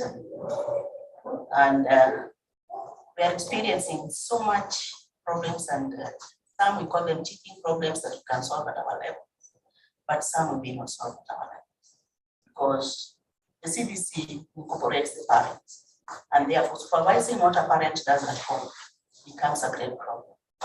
Most of our parents are busy, and of course, from the point of initiating the CBC, we could not understand most of these things that we were doing. Change is a process, and there are those that are taking time to come to the change process that is going on. And therefore, that delay is already a big problem on our side. The CBC, as we're implementing, there's a lot of IT issues. The digital devices that we are supposed to use in our school, the data issues, the diversity in which we are as Kenyans, and various challenges in various areas are actually hindering the process, the smooth implementation of the process. I want to appreciate the Ministry of Education. They have sincerely come in with the textbooks and all. The textbooks are with us. I can't complain about that. The TSC is also trying to upgrade the teacher-child ratio. And that is where the elephant is in the house. Most of our schools are overpopulated. And if you want to give 100 children against one teacher with the CBC, it may not work out. That is a big challenge. And for my recommendation, I would say, especially on the teacher-pupil ratio, there are so many teachers outside here. Though my boss has already said that the issue is with the budget. How I wish the government could prioritize. Sorry, it is a work in progress. My recommendation would be, if all these teachers could be consumed before or deployed before the rest are trained, I think we should be cutting down on something that is actually going to be a bomb blast outside. Because the new ones will be coming in the CBC. What about the rest of the ones that are taking time to college? Why are we wasting this effort outside there? If I were given, from my layman's point of view, I were given an opportunity maybe to suggest, I would say we continue to train or we continue to prepare the teachers training colleges on how to start off with the CBC on the right note. But we capacity build the teachers that are outside here and try to consume them to come and implement the CBC programs in our schools. So, yes. Thank you for those responses. You mentioned parents, and we've been told as parents of a key role to play.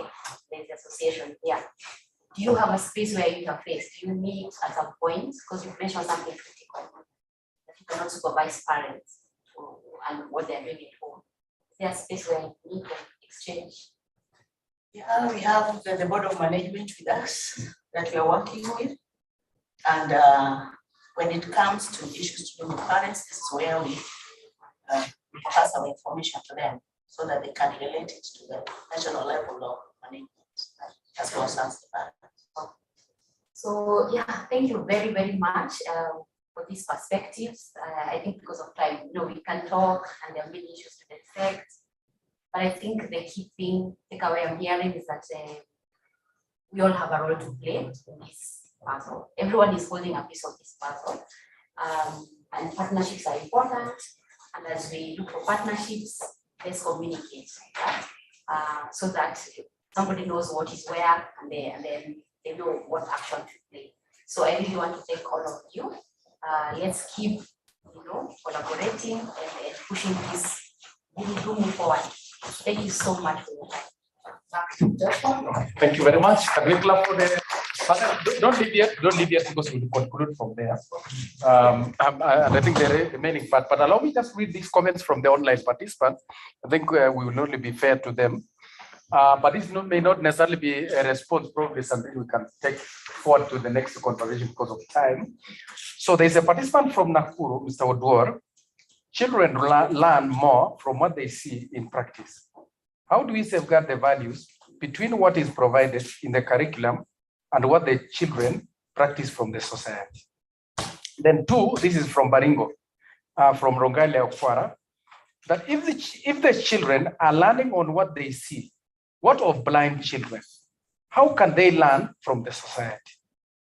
Very pertinent questions.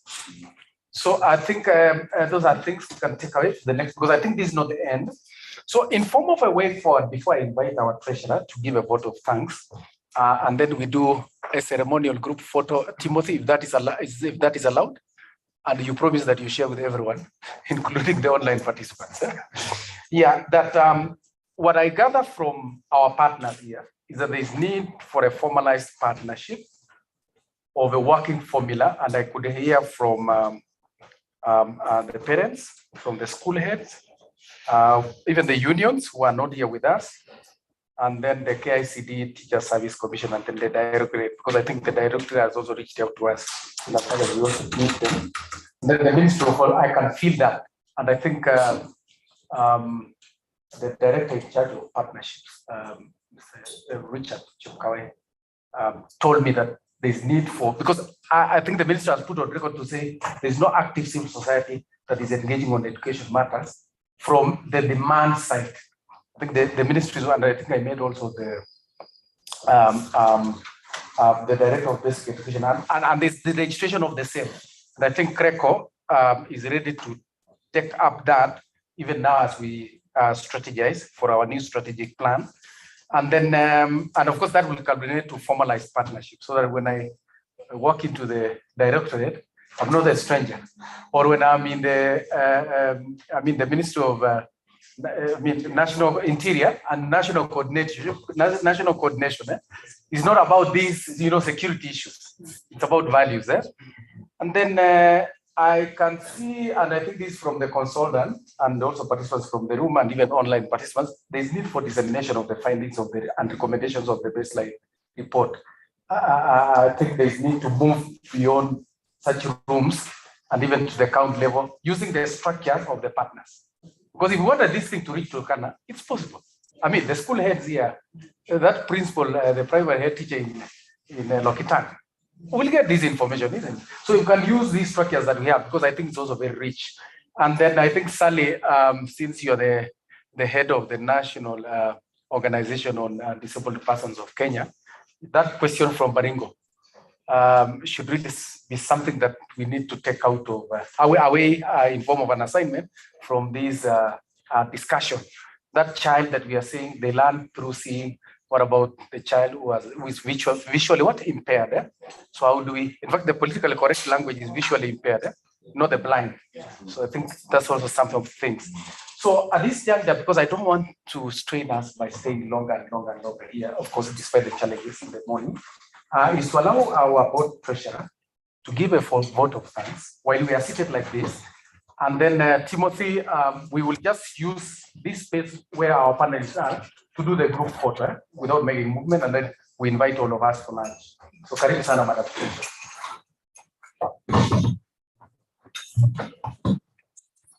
Good afternoon, everyone. I want to take this opportunity on behalf of RECO to say thank you very much for this morning and afternoon that we've spent together. First of all, it is a pleasure for you availing yourselves. And most I'll say thank you for the baseline, because it has given us a stepping stone of what we did and what we missed out. And even for the pockets that have been said that we should have included the upper, the secondary, and the form at the university, that is well taken care of. I believe the next one with the budget limitations, something will be worked out, and probably even do something for the media. So it's something I didn't look up at, but I think as we teach children values, let's also have the media boosters with what they say.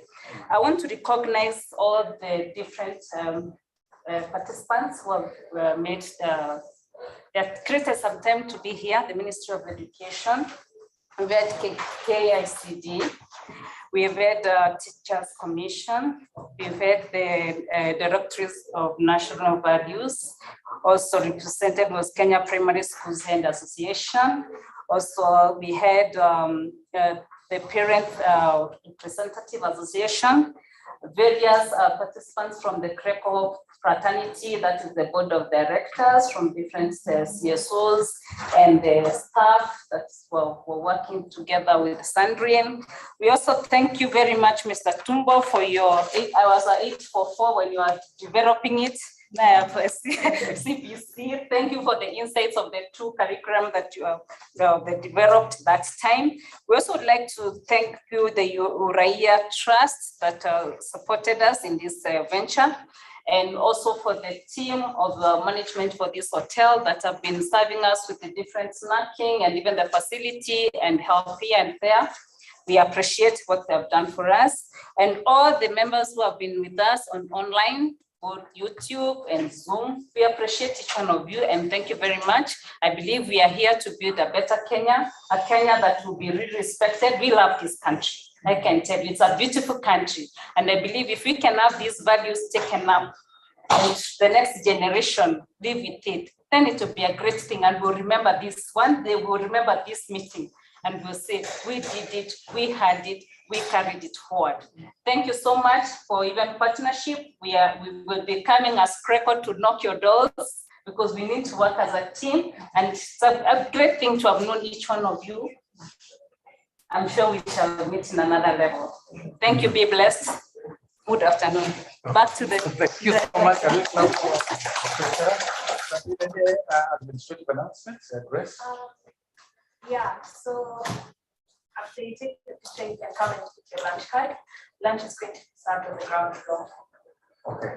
Will the participants expect something on M-Pesa? Yes, some transport. Okay, so please ensure that whatever you've, the number that you use for registration is your M-Pesa number, so that we don't find challenges where you maybe use Airtel, informed by other political, dynamics. So please just give Sandrine your alternative number for M-Pesa, because sometimes we've had challenges where we don't get our participants just because what they use for registration is Airtel, and probably our system does not recognize that. So Timothy, can you organize us?